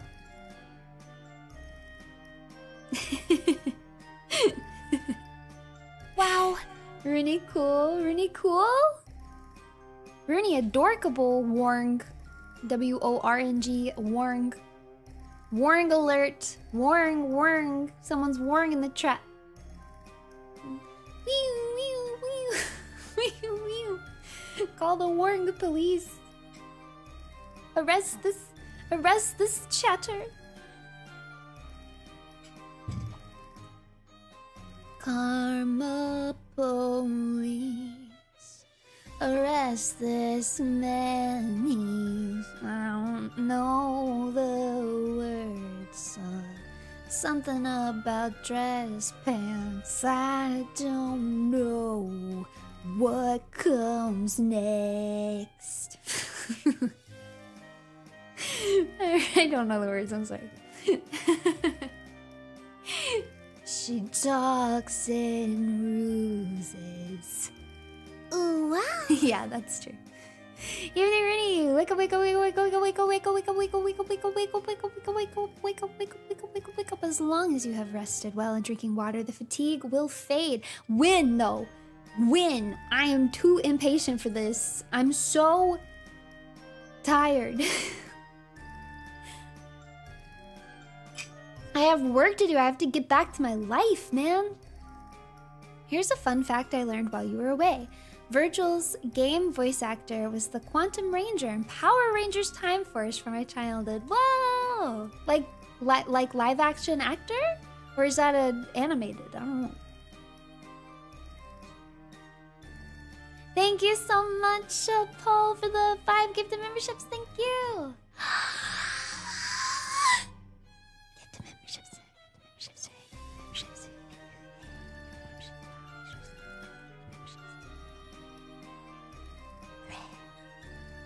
Thank you! This manga fact might wake you up. Hajime no Ippo has more characters than One Piece. More chapters than One Piece. The boxing manga will be at chapter 1501 on Tuesday. I was supposed to say, it has more characters since when? Hajime no Ippo don't play. This one of the forefathers of sports manga.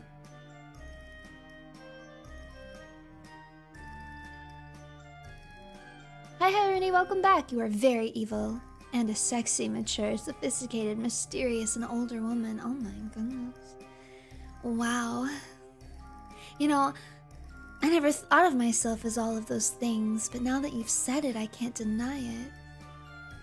I think you might be onto something.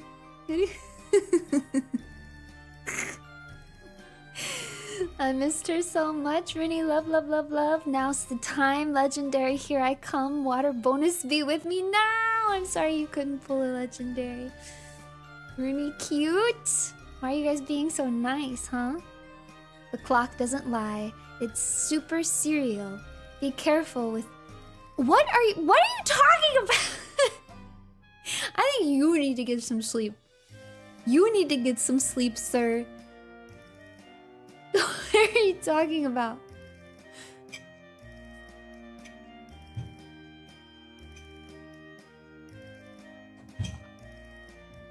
You want me to never leave again? Never ever? You'll have to convince me. You'll have to convince me.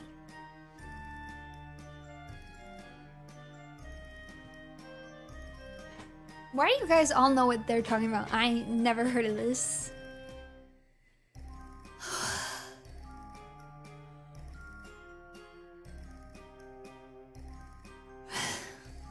I'm fading. I'm fading, Runetics. How much money did you spend on Neopets? I never really got into... I played Neopets, but I was never really into it. I was really into Gaia Online, but I never spent money on it. I'm pretty good about not spending money on that kind of thing. I've played plenty of gacha without ever spending money. The only time I've really ever done it was because it was Idolmaster, so what was I supposed to do? Wow. If it makes you happy, I'm happy to be a Runetic Hachiko and wait for you to return. Aww. I wish I could take you guys with me. Yeah, IMAS did it to me.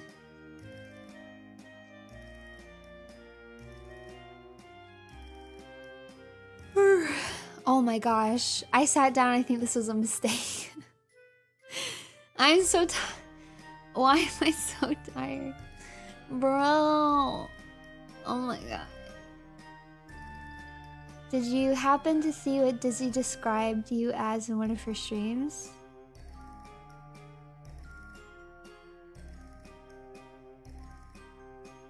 No. Unless I did. Are you thinking of what I think you might be thinking? Or are you thinking something else? Tread carefully, because I already ranted about this on Twitter. Don't make me rant about it in person, because I will. What did she say? Hurry! Type it in the chat right now. Type it in the chat right now.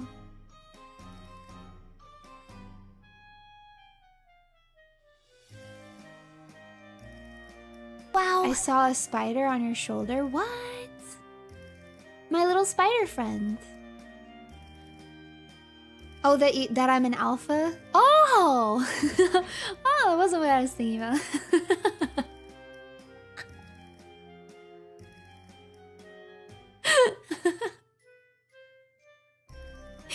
Yeah, I'm an alpha. Yeah, everybody knows this. Everybody knows this.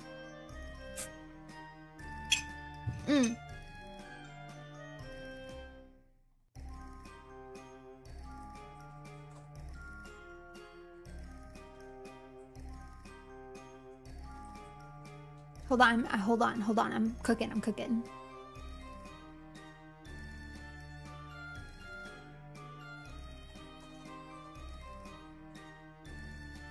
I want to know.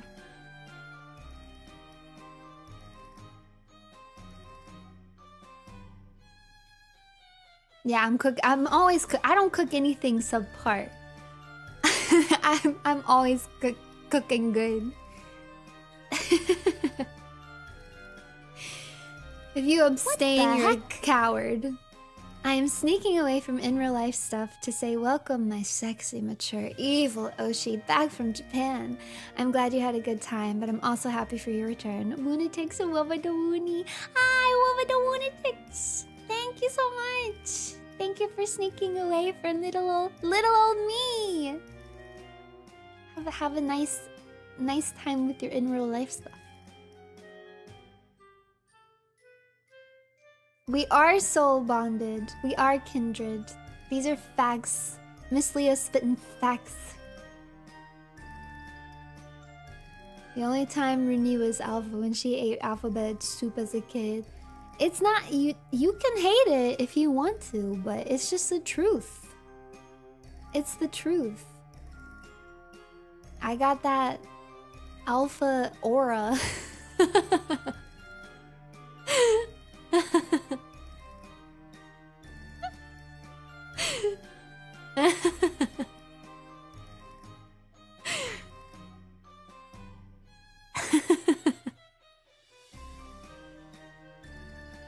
Wait, is that an Omegaverse thing?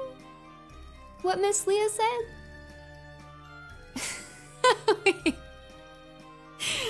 Are we I wasn't on the same page. It's a good thing though, right? I'm still alpha, right?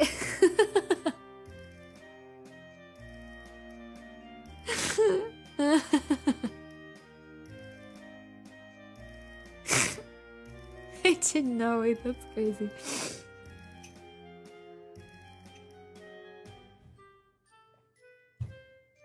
Wow. Runie alpha or a Eldritch Fujoshi ruse. What?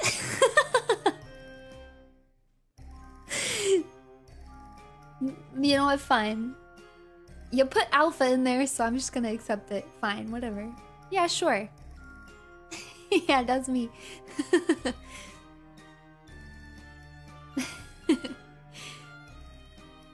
She called you an Eldritch Fujoshi. Wait, that's what she said. Wait, that wasn't you?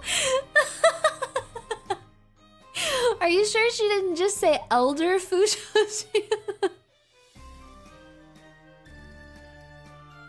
Are you sure she didn't just say Elder? I like Eldritch though. Actually, that's kind of true. It's true. It's so true.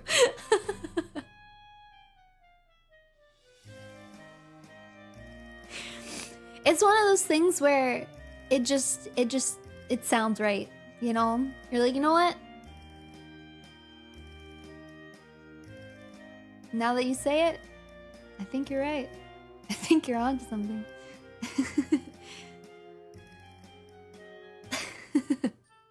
Eldritch. I am elder too, though.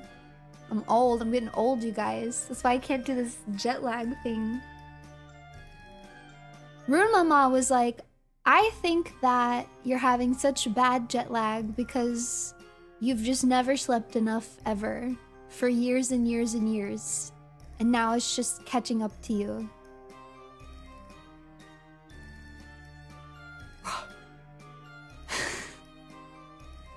Yeah, she knows about the text. She was watching the stream. Rune Mama said that she was looking at the chat, and then people in the chat were like, Rune Mama's not gonna like this. She said she was watching like, they're right, I don't like this. But it was fine. It was fine.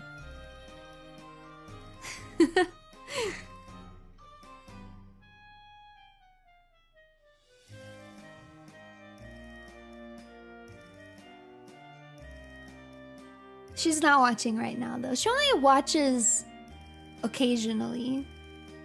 No, this is... I'll tell you when she's watching. She will watch if it's karaoke. She's almost always watching karaoke streams. If it's like big event stream, like Chibi debut or birthday, she's probably watching. And then I think she watched this one because drinking streams. She doesn't always watch the whole thing if it's a drink, the Black Rose Lounge, but she likes to see how you guys react to the drinks. So she'll peek in and out of Black Rose Lounge streams. And then I think she watched that one because I was out of town and she just missed me, so she watched it. But other than that, she doesn't watch my streams because I asked her not to. I said don't, and I forbid Rune Bro from watching, so he's not allowed at all. I don't think he's ever seen any of them. He's forbidden. Because you can't forbid me, but I can forbid you. That's how this world works.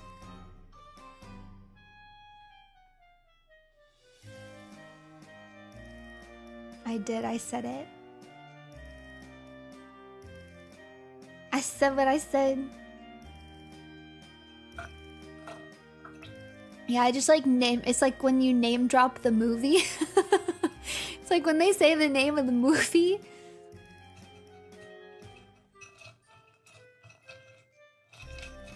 I still can't believe that I slept my entire flight there. After I was so nervous. And I had all this work that I thought I was gonna get done. And I was like, if I can't concentrate... I downloaded all this manga, and I downloaded the whole first season of, what's that? What's it called? It's an anime I've been meaning to watch. The Alchemist's Daughter. The Alchemist's Assistant. You guys know what I'm talking about. I've never gotten around to watching it. It's really popular. I've heard it's really good. So I downloaded like the whole first season so that I could watch it. Or Apothecary Diaries. Bruh.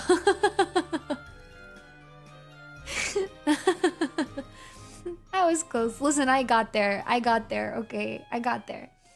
But I didn't end up doing any of that. I literally just slept. I didn't even listen to music. I just fell asleep.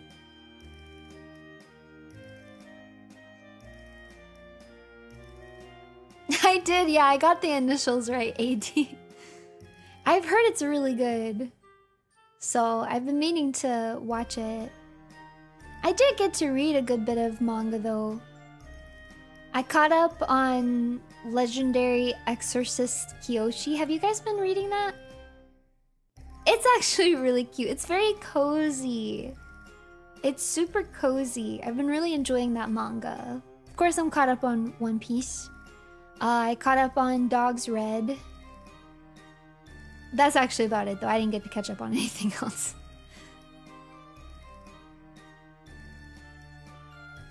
No, I haven't made any traction on the Discworld novels. But I did start reading a book at the beach today called... Hold on, it's over here.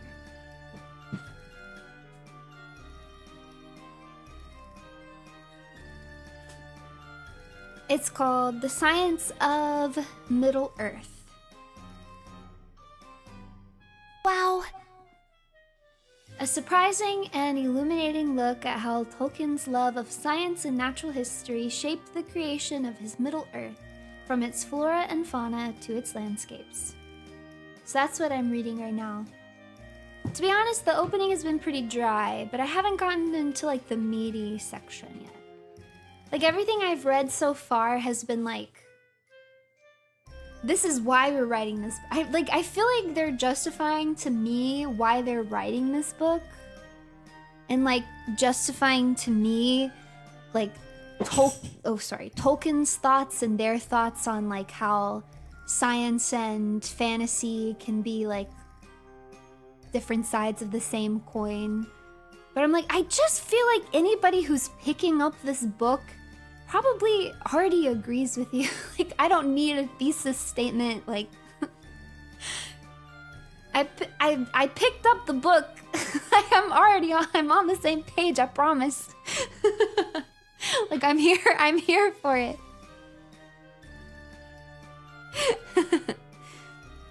So, but once I get into the meat of it, I think it's gonna be really nice. My one complaint really is that there's moths on the front cover. And I think that's rude. I think that's really rude. I don't know why that was necessary. I think that they should not have put that on the cover.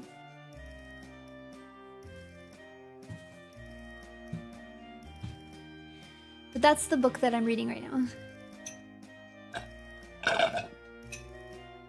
I want to read more Resident Evil books for you guys too. But I've got to figure out, you know, which ones I can or I can't. It truly is a personal attack against me. It really is. This will wake you up. Sell me on Buggy. Okay. This is why you should love Buggy, okay? Because who doesn't like the idea of not getting it perfect? Like you're not getting life perfect, right?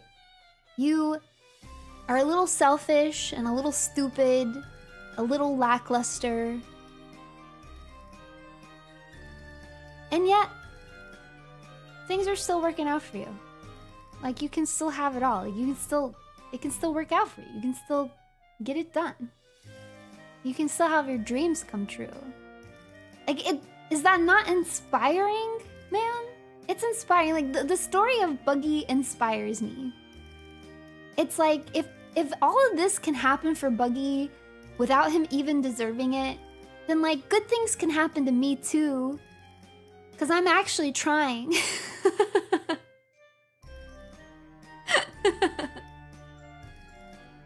You know what I mean? Listen, I'm gonna fail upwards, just like Buggy the Clown. And also, he'll make you laugh. And also, he's Moe. He's Guy Failure Moe. But he's Guy Failure, but he's not failing. So good. It's so good.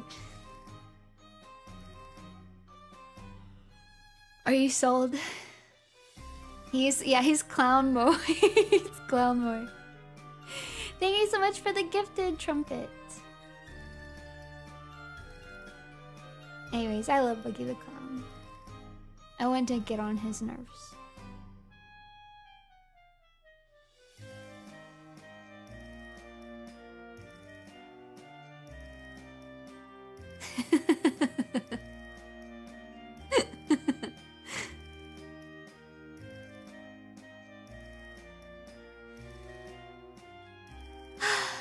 Let me check out this poll. Wow, it's like almost 50-50. But I'm glad it's 100% of you know that I'm alpha, though.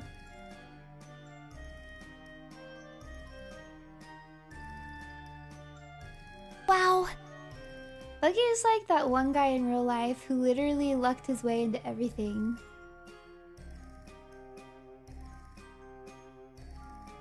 But I like the underlying message here though, because I do think that Oda is doing something. I think that Buggy is not winning purely because it's just funny. I think it's like 99% because it's just funny. But I also think that there's a message in there. And it's because Buggy never really gave up, you know? Despite it all. He almost did, ironically. He almost did.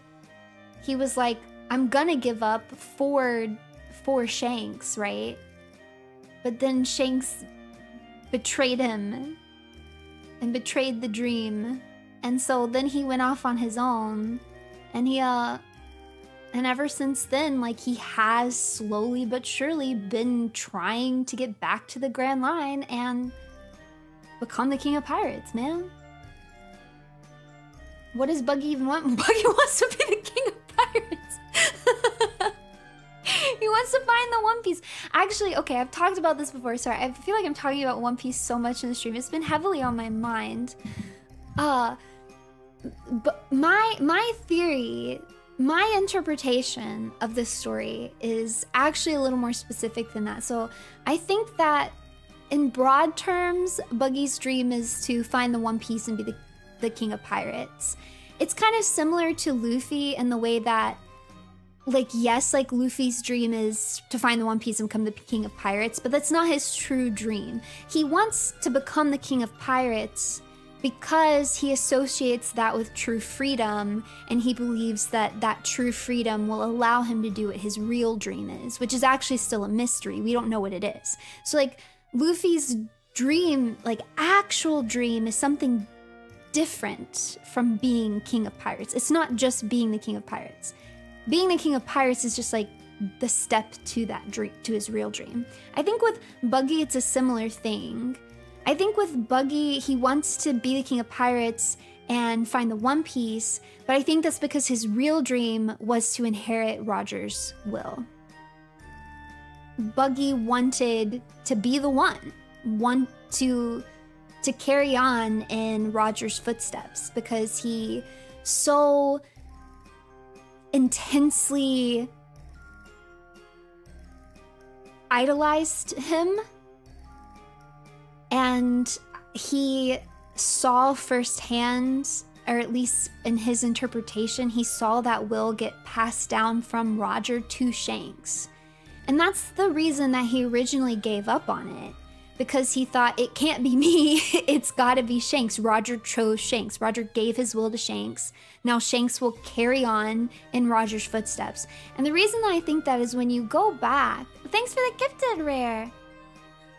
When you go back and read his flashback, and when he gets mad at Shanks when Shanks decides that he's not actually gonna go for the One Piece yet, it's not just him saying like, but Shanks, like, wasn't it your dream to be the Pirate King? Like, wasn't it your dream to go and do the One Piece? What he's actually saying is, didn't you tell Roger that you were gonna go and do it? Like, it's still tied back to Roger, right? And so for Buggy, I think that's why it was such a twisted knife. And because it's like he wanted to carry on in Roger's footsteps. Warned. And he, in his interpretation, saw Roger give that to Shanks. And then after Roger died, Shanks looked him in the face and was like, actually, I'm not gonna do it. So like Shanks had Buggy's dream in his hands, and from Buggy's perspective, threw it away. And I think that that's, you know, why the rift between them is so horrible. That's why they went from being best friends to not talking, you know, for what, 20 years, because it really broke his heart. Yeah, I think it's fair to say that Shanks broke his heart.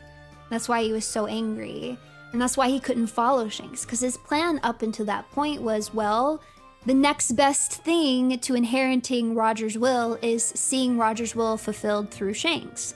And so he was prepared to follow Shanks and help him succeed Roger. But Shanks threw that away, and so he couldn't do it anymore. And he had to go off on his own.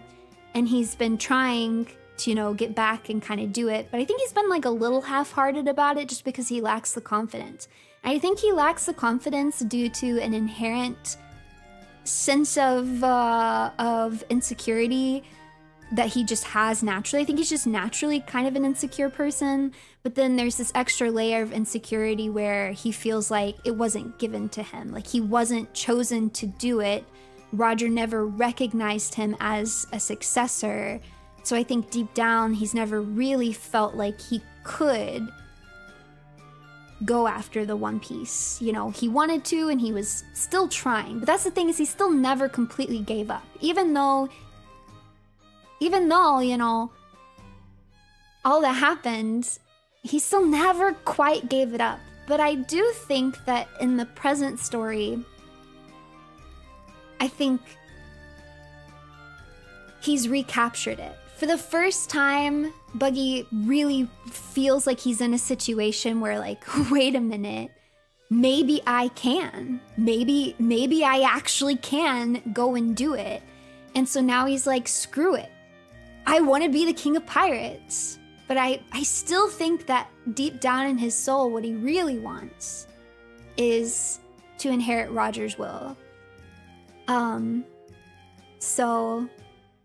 But I think the interesting, like, the interesting layer on top of that is, yeah, Shanks, like, we don't really know what was going on with Roger and Shanks yet.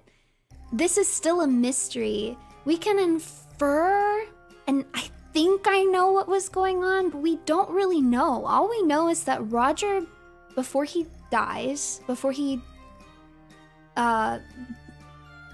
dispels the Roger pirates, he tells Shanks something that changes, literally shakes Shanks to his core and makes Shanks change his mind.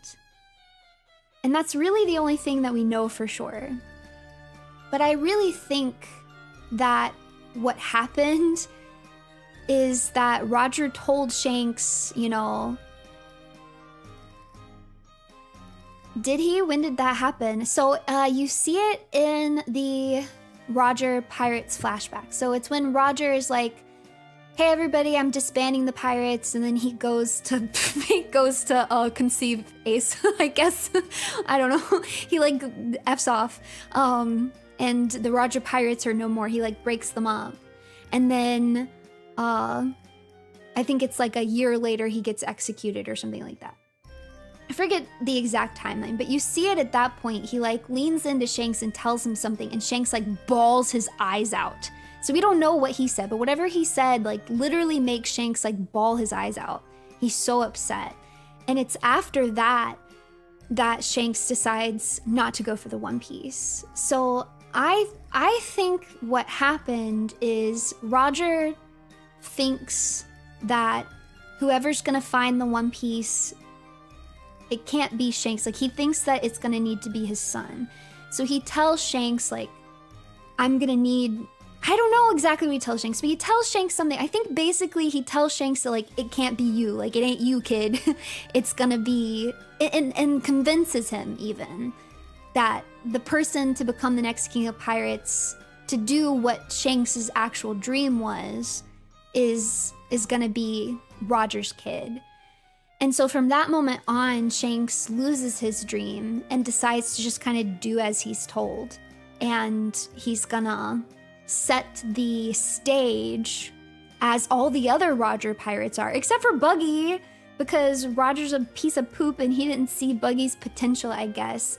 Like, Roger very clearly set the rest of his crew with a mission to set the stage for Luffy, well, what he thought was going to be Ace, but ended up being Luffy. Now, what we do know is that when Shanks did go to give the fruit, it seems pretty clear that he was intending to give it to Ace, But then when he met Luffy, and Luffy has the same dream as Roger, which again is still a mystery, we don't know what it is, but he has that same dream and all of that, and that's why he ends up choosing Luffy instead.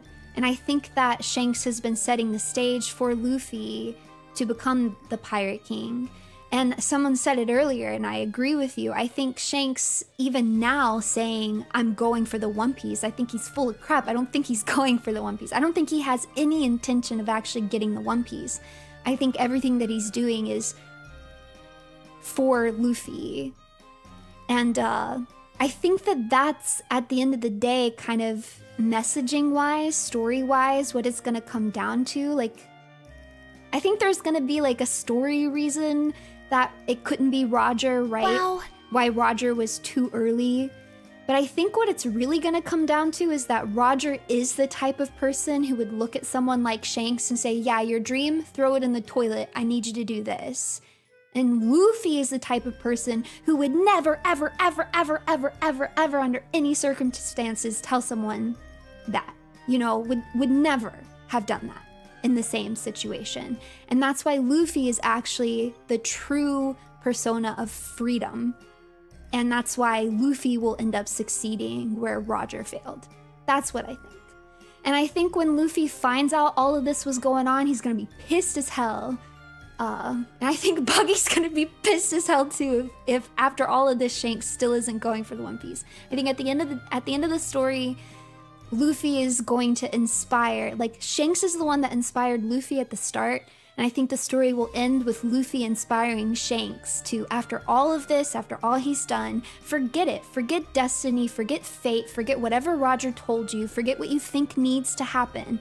If your dream is to become the king of pirates, then freaking go for it. And I think that that will finally inspire Shanks and untether him from this baggage that Roger has given him. And he'll be able to, there will be like a sincere fight at the end for the One Piece between all four of the emperors. That's what I think will happen. Good job, boys. The One Piece woke her up. Tapping is the only solution. Wait, why is that so true? Why is that so true? 30 minutes went by so fast. What the heck? Really? No,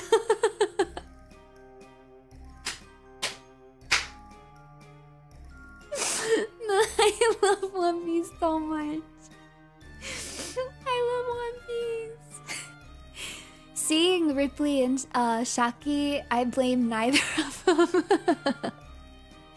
No, the discourse after these last few chapters has made the One Piece fandom a little bit insufferable.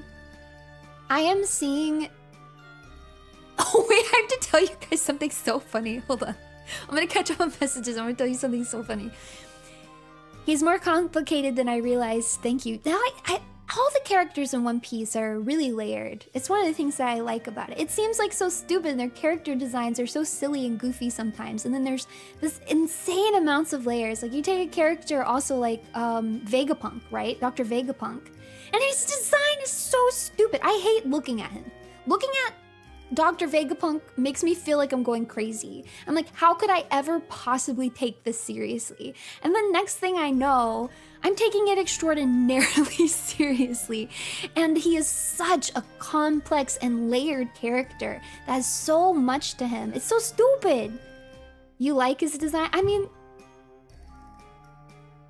I'm not saying it's a bad design, but I kind of hate it.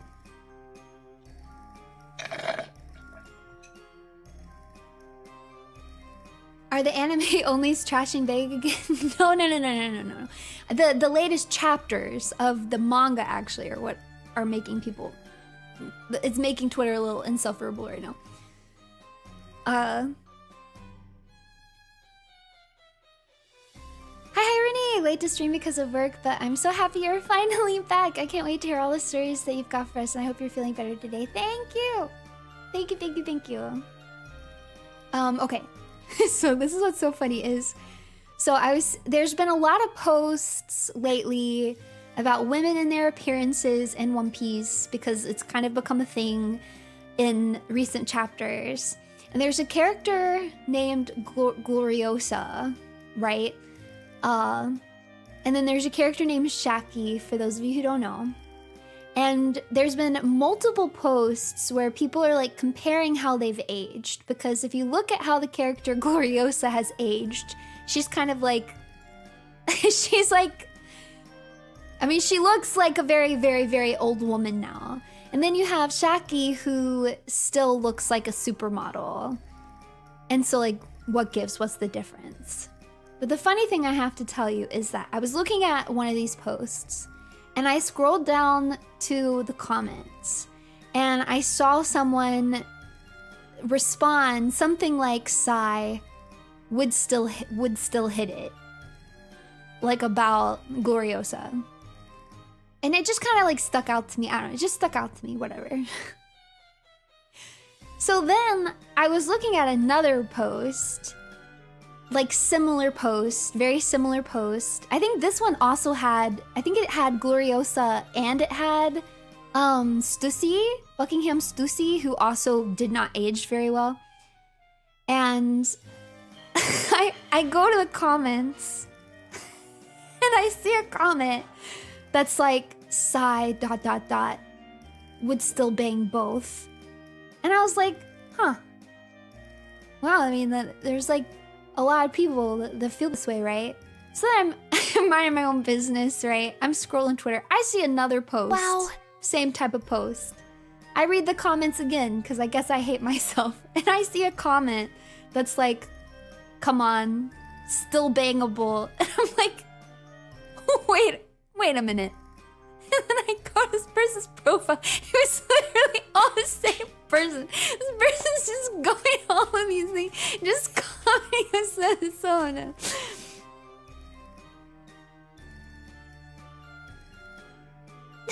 So no, nobody stop him.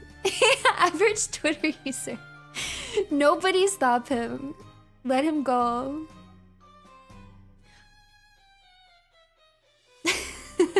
He can't keep getting away with this.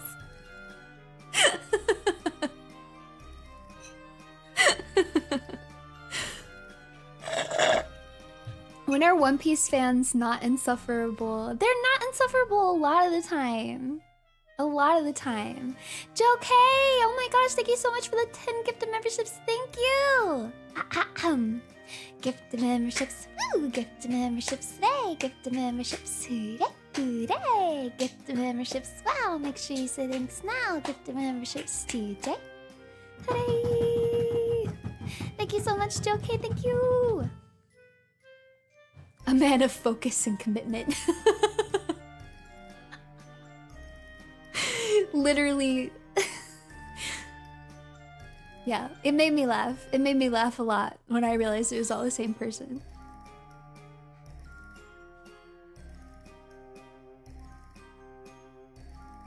But I feel like it's, I don't know. It's, I think it's, what's getting on my nerves is that there's always like a power scaling issue in the One Piece fandom, which is just annoying to begin with. I mean, I'm a little bit guilty of power scaling. I am guilty of it at times, but I don't take it that seriously at the end of the day. I'm more there for the story than the power scaling, right? But now that we have what's going on in the current manga, there really has begun like the exact same type of posts that are usually like so-and-so is stronger than so-and-so, but it's like so-and-so is more beautiful than so-and-so. Like they're power scaling the beauty. Like they really are, like they are, and people are arguing, like actually arguing with feelings. And it's making me a little bit insane.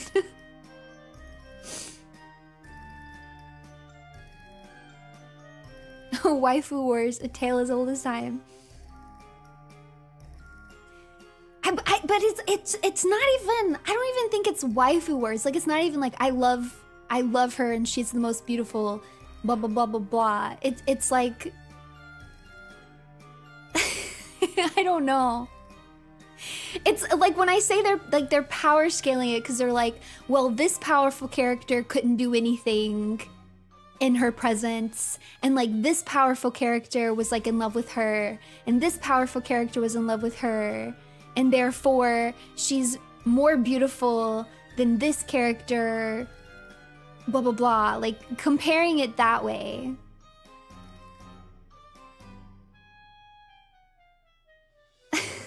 Why does it matter when it's literally canon? I mean, I guess so. I guess so.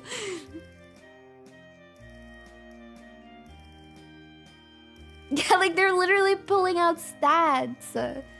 Shaki is the strongest because all of Hachinosu. It's not just Hachinosu. It's because it's also, it's Whitebeard, it's Rox, and it's Roger. Notably, you know who it's not is Garp. So then who did Garp get with? Garp is the goat. Who did Garp get with? That's what I want to know. Don't say Sengoku. You Fudanshi, you. It's not why you. It's not Sengoku. Shut up. I did see an interesting theory though, that Queen's child might actually be Weevil. And I like that a lot better than him being Frankie's father. And I actually think it makes quite a lot of sense. They look quite like each other. And then Stussy and Queen were both on Mads together. And they could have just used Whitebeard's DNA. Yeah, the Whitebeard clone. So it could be like a mixture of all three of their DNA, because it's like a altered child, right? Yeah, it's test tube baby. I like that, and the timeline also works up. The timeline works up. So I like that idea way better than him being Frankie's dad, because I just hate Queen and I love Frankie. So, I mean, nothing against Weevil. I don't really have any strong feelings about Weevil, so they do that in One Piece. They do everything in One Piece. What do they not do in One Piece? Everything happens in One Piece.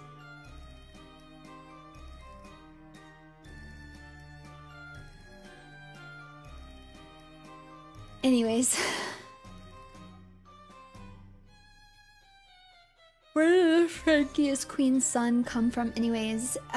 There was an SBS where Oda said that Queen had a son that he abandoned, and he mentioned like the timeline, and it works really well with Frankie, the timeline of Frankie being abandoned by his parents. And then of course there's the like self-augmenting cyborg, what the heck, commonality between the two of them. So a lot of people assumed like, wait a minute. Is Queen Frankie's dad? But it was not confirmed. It's a pretty strong theory though, with the information that we have. But I think that there's equal amount of evidence for Weevil, and I like that better. So I'm just gonna go with that. Out of curiosity, have you been interested in learning the One Piece TCG? It's pretty fun, and there's even a buggy leader card that you can build your deck around. I'm not really interested in the TCG. I'm sure it is fun. I don't have the time, I think, to... I guess I should say I'm not interested enough to want to commit the time and money to it. Because I'm busy. What I'm saying is I don't have time for any more hobbies. I don't have time for more hobbies. I don't have time. So I need to cut out a few hobbies that I already have to make time for other things.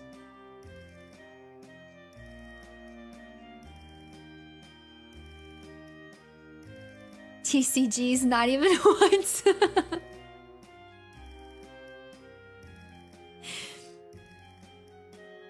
Yeah, so that's where I am about that. Yeah, I'll just download the PNGs, those sweet, sweet PNGs.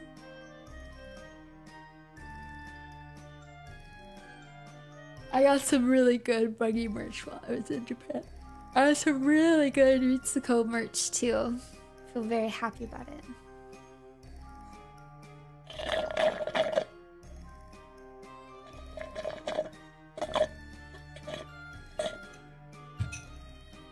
I'm sorry my comeback stream has had so much One Piece yap in it, but you know what?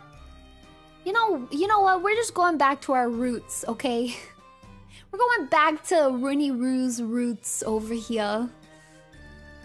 Do you need to go eat? I can't go to sleep. I've got to stay up until a reasonable hour. But I am dragging. If I laid my head on the desk, I would fall asleep. Yeah, back to D roots.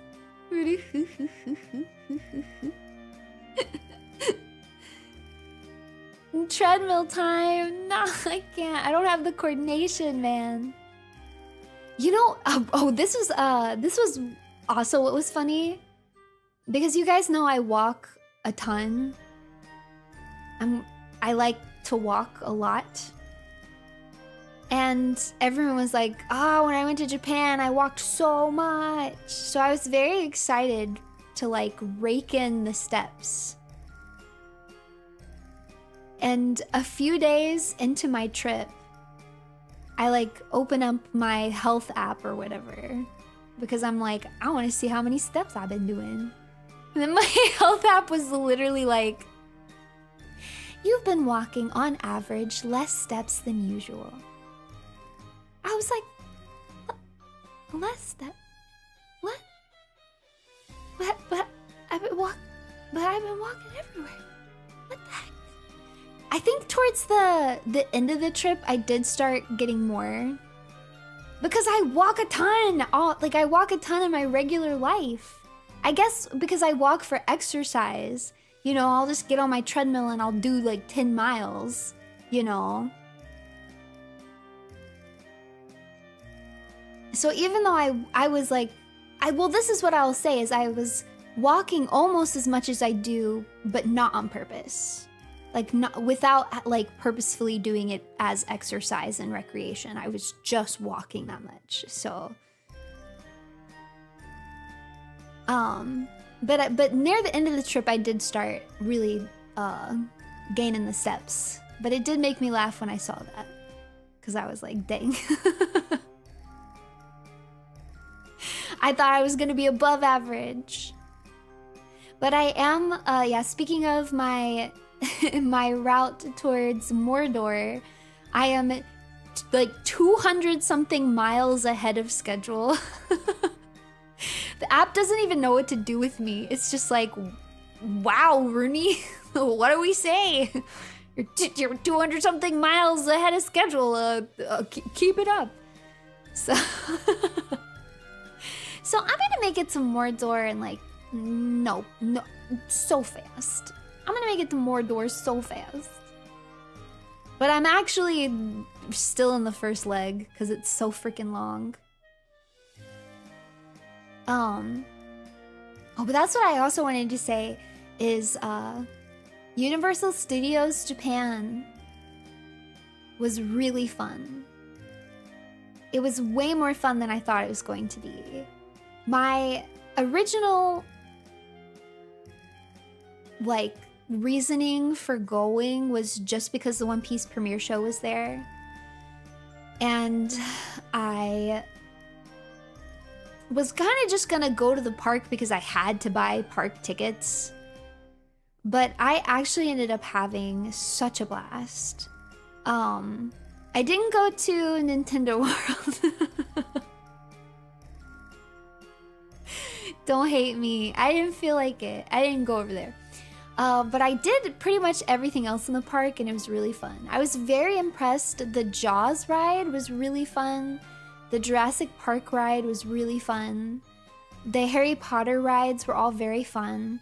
The lines were short, like it was not busy. I thought it was gonna be crazy busy. I think everybody was over at Nintendo World or whatever. And so everything else was like empty. So I was able to like get off a ride and then just like get right back on. So I rode some things more than once. The like what do they call it? Hollywood whatever ride was really fun. They had a one-piece audio track that you could listen to. So I got to be on a roller coaster with Luffy screaming in my ears. That was quite an experience. It felt more right that way, actually. It felt harmonious. You tricked your clock, you flew back in time, and then your clock was like, I think you got x equals negative b plus or minus the square root of b squared minus 4ac divided by 2 steps. Keep it up, I guess. Yeah.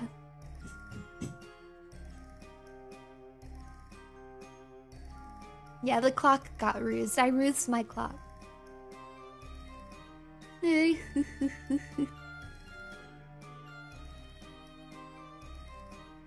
Whatever. Oh my god.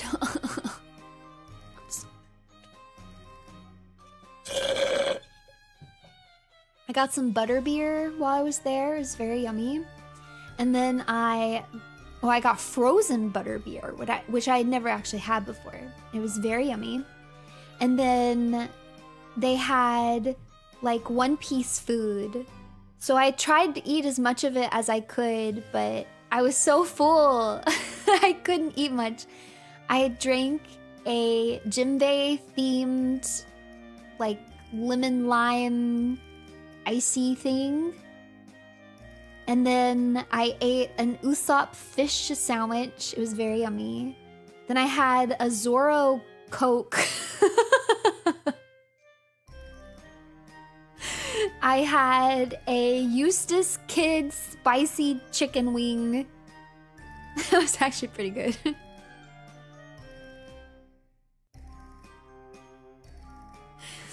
And yeah, that was it. That was all that I ate. But there was more food I really wanted to try. There was a Law churro that I wanted to try. And then there was like a Zoro matcha smoothie thing. And then there was some dessert drinks. There was one for Nami and one for Robin, I think. And then there was a little dessert thing for Chopper, but I couldn't eat it. And then there were some sort of meat sandwiches for Luffy and Frankie that I didn't want to eat. And I think I couldn't find Brooke's. I must have just missed it. I'm sure Brooke had a food item, but I couldn't find it. Yeah, Nami's it was like a smoothie drink that was like, wow, tangerine and peach, maybe? Something like that. But I was just so full. I was like, I literally cannot eat any more food. I didn't even finish the chicken wing. Yeah, it did have the bone in it. I didn't even finish it. To be honest, I think I ate like 5 bites of it and then I just threw it away. I was so full, but I just had to get it because I love Eustace Kid so much. I bought that chicken wing for Eustace Kid. But I was so full, man. It was pretty good though. It was pretty yummy. Your most hated One Piece character and why? I hate Queen because he disgusts me. Yo, stop. The cats are fighting. Why? The younger Hellcat came in and just started picking a fight with his older brother for no reason. But see, this is what he does. This is what he does. Younger Hellcat will come in. He will pick a fight with elder Hellcat. He will literally F around and find out. And then when elder Hellcat starts beating his little butt, then he acts like a victim. And I have to step in and save him. But I'm like, don't think, younger Hellcat, that I did not see you start this fight. I don't know why you start these fights that you cannot finish. Just like kids, shut up, please. No, no, no, no, no, no. No, no, no, no. No, sorry. Shut up. Shut up. Shut up. Shut up. Shut up. Shut up. Shut up. Shh. Shh. Shh. Shh. La la la la la. See no evil, hear no evil, speak no evil. Ah! It's a lie. I can't help it. Everything I do is too evil. I can't hide from the evil. I am the evil. Kid is like 0 to 4. Let's not talk about it. Let's not talk about it. But I also, I hate... Okay, yeah, if we're talking about, okay, characters that I hate Queen, but I don't have good reasons to hate Queen. I pretty much just hate Queen because I hate his I just hate his design so much. He disgusts me and I just despise him. If we want to talk about characters, like, I could literally write a full-on essay about why I hate this character and why he sucks. We're talking Odin. I could literally... He commits war crimes. I don't even care. Some of the characters that I love in One Piece... A lot of the characters that I love in One Piece commit war crimes. I mean, if we're gonna be honest, Luffy's not a stranger to war crimes, but Odin doesn't have to commit war crimes to incite my wrath. And I hate him. I actually probably do hate Odin more than I hate Queen. I really hate Odin. I really freaking hate him.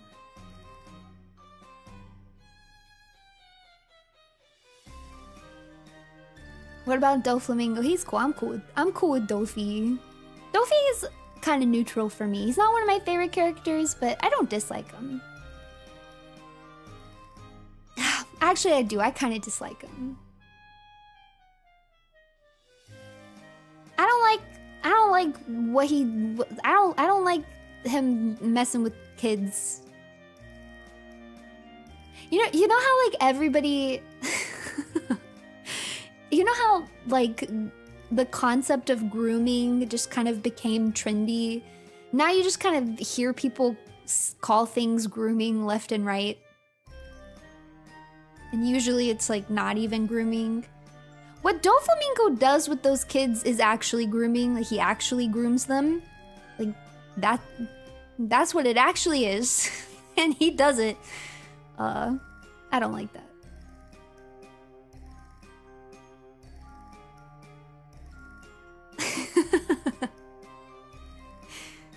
It is trendy. It was trendy. The word, not like the act of it, but the word of it. The as a word, as a descriptor.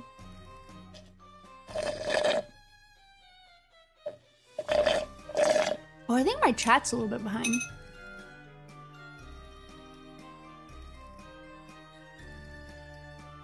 Yeah, it's just a buzzword.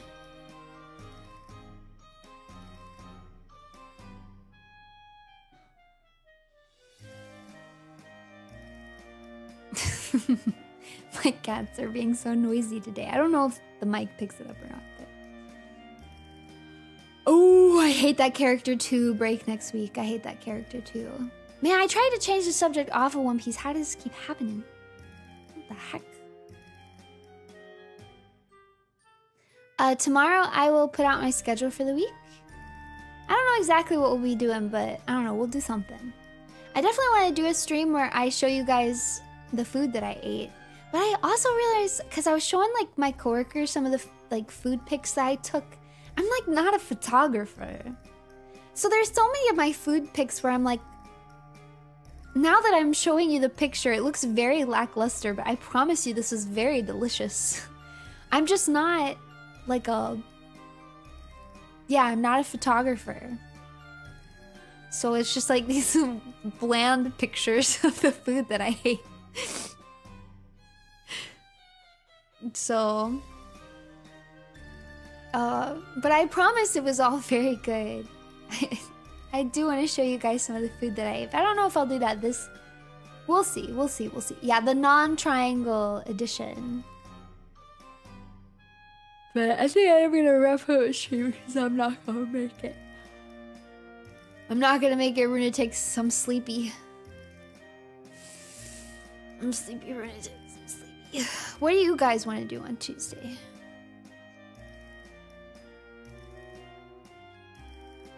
Another 16 hours of sleep, literally.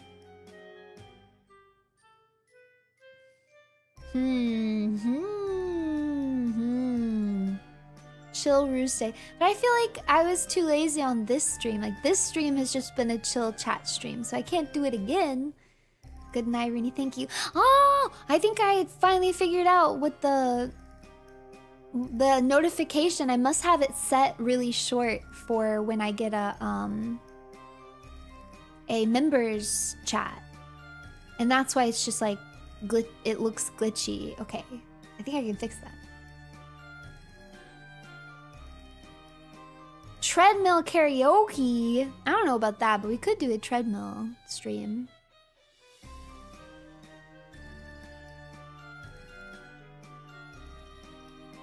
Is that true? Anything I decide? Runie pretending to be evil stream.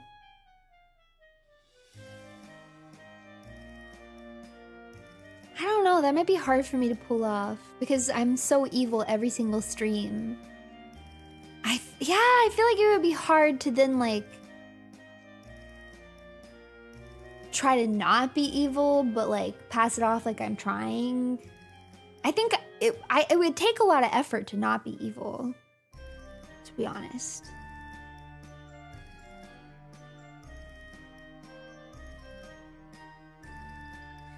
I could show pictures of merch that I bought. Whoa, save it for the stream.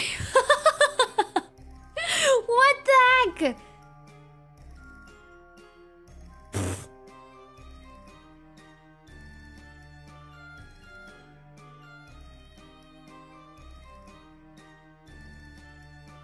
Oh my gosh, I'm so sleepy. Evil's most eepiest soldier. It's me.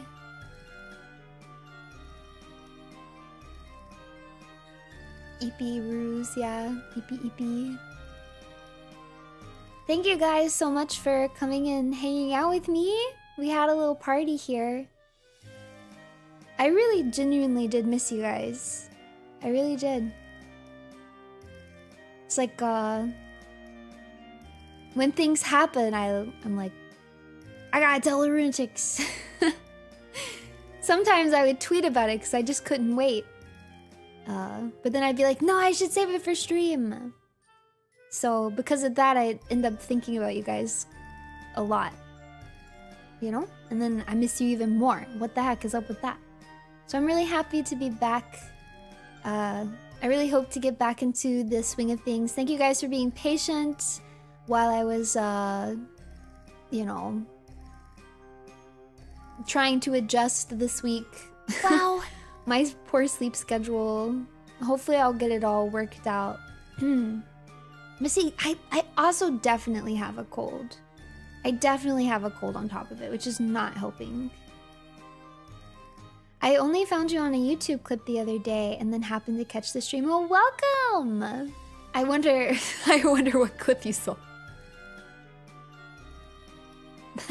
Surely I was being really cool and sexy and mature and mysterious and very, very evil in the clip, and that's why you came. And well, you've been oh so impressed with what you've seen. Because what was advertised is what you've gotten, surely. Welcome. Thank you very much for checking me out. I usually stream pretty consistently, so don't look at these last few weeks as example. I'm usually pretty consistent. So Probably the alpha clip. All Runie clips are alpha clips, you fool. The accent reveal.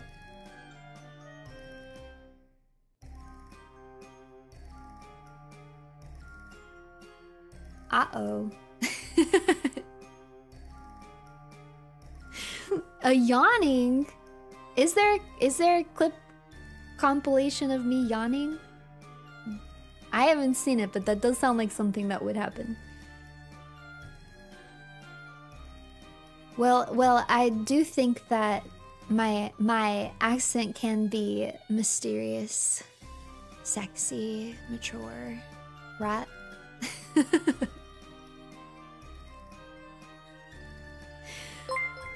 Oh, I'm so impressed. How many more Labubu's have you bought doing the southern accent? No, I actually haven't bought any more Labubu's. I can't have any more collections. I got a Ritsuko collection. I got a Buggy collection. I've got a Midotaka collection, which I think I've mentioned briefly before. I can't have another collection. It's too much. I have my one Labubu gift from Rune Mama, and I'll just have to be satisfied with that.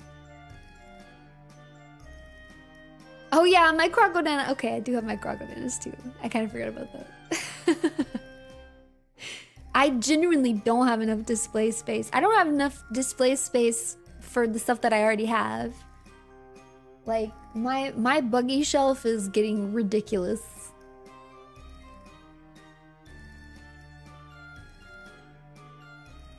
I love my Crocodanas. Oh my gosh. Okay, it's over. I'm not gonna make it. I gotta go. I'm gonna fall asleep on stream.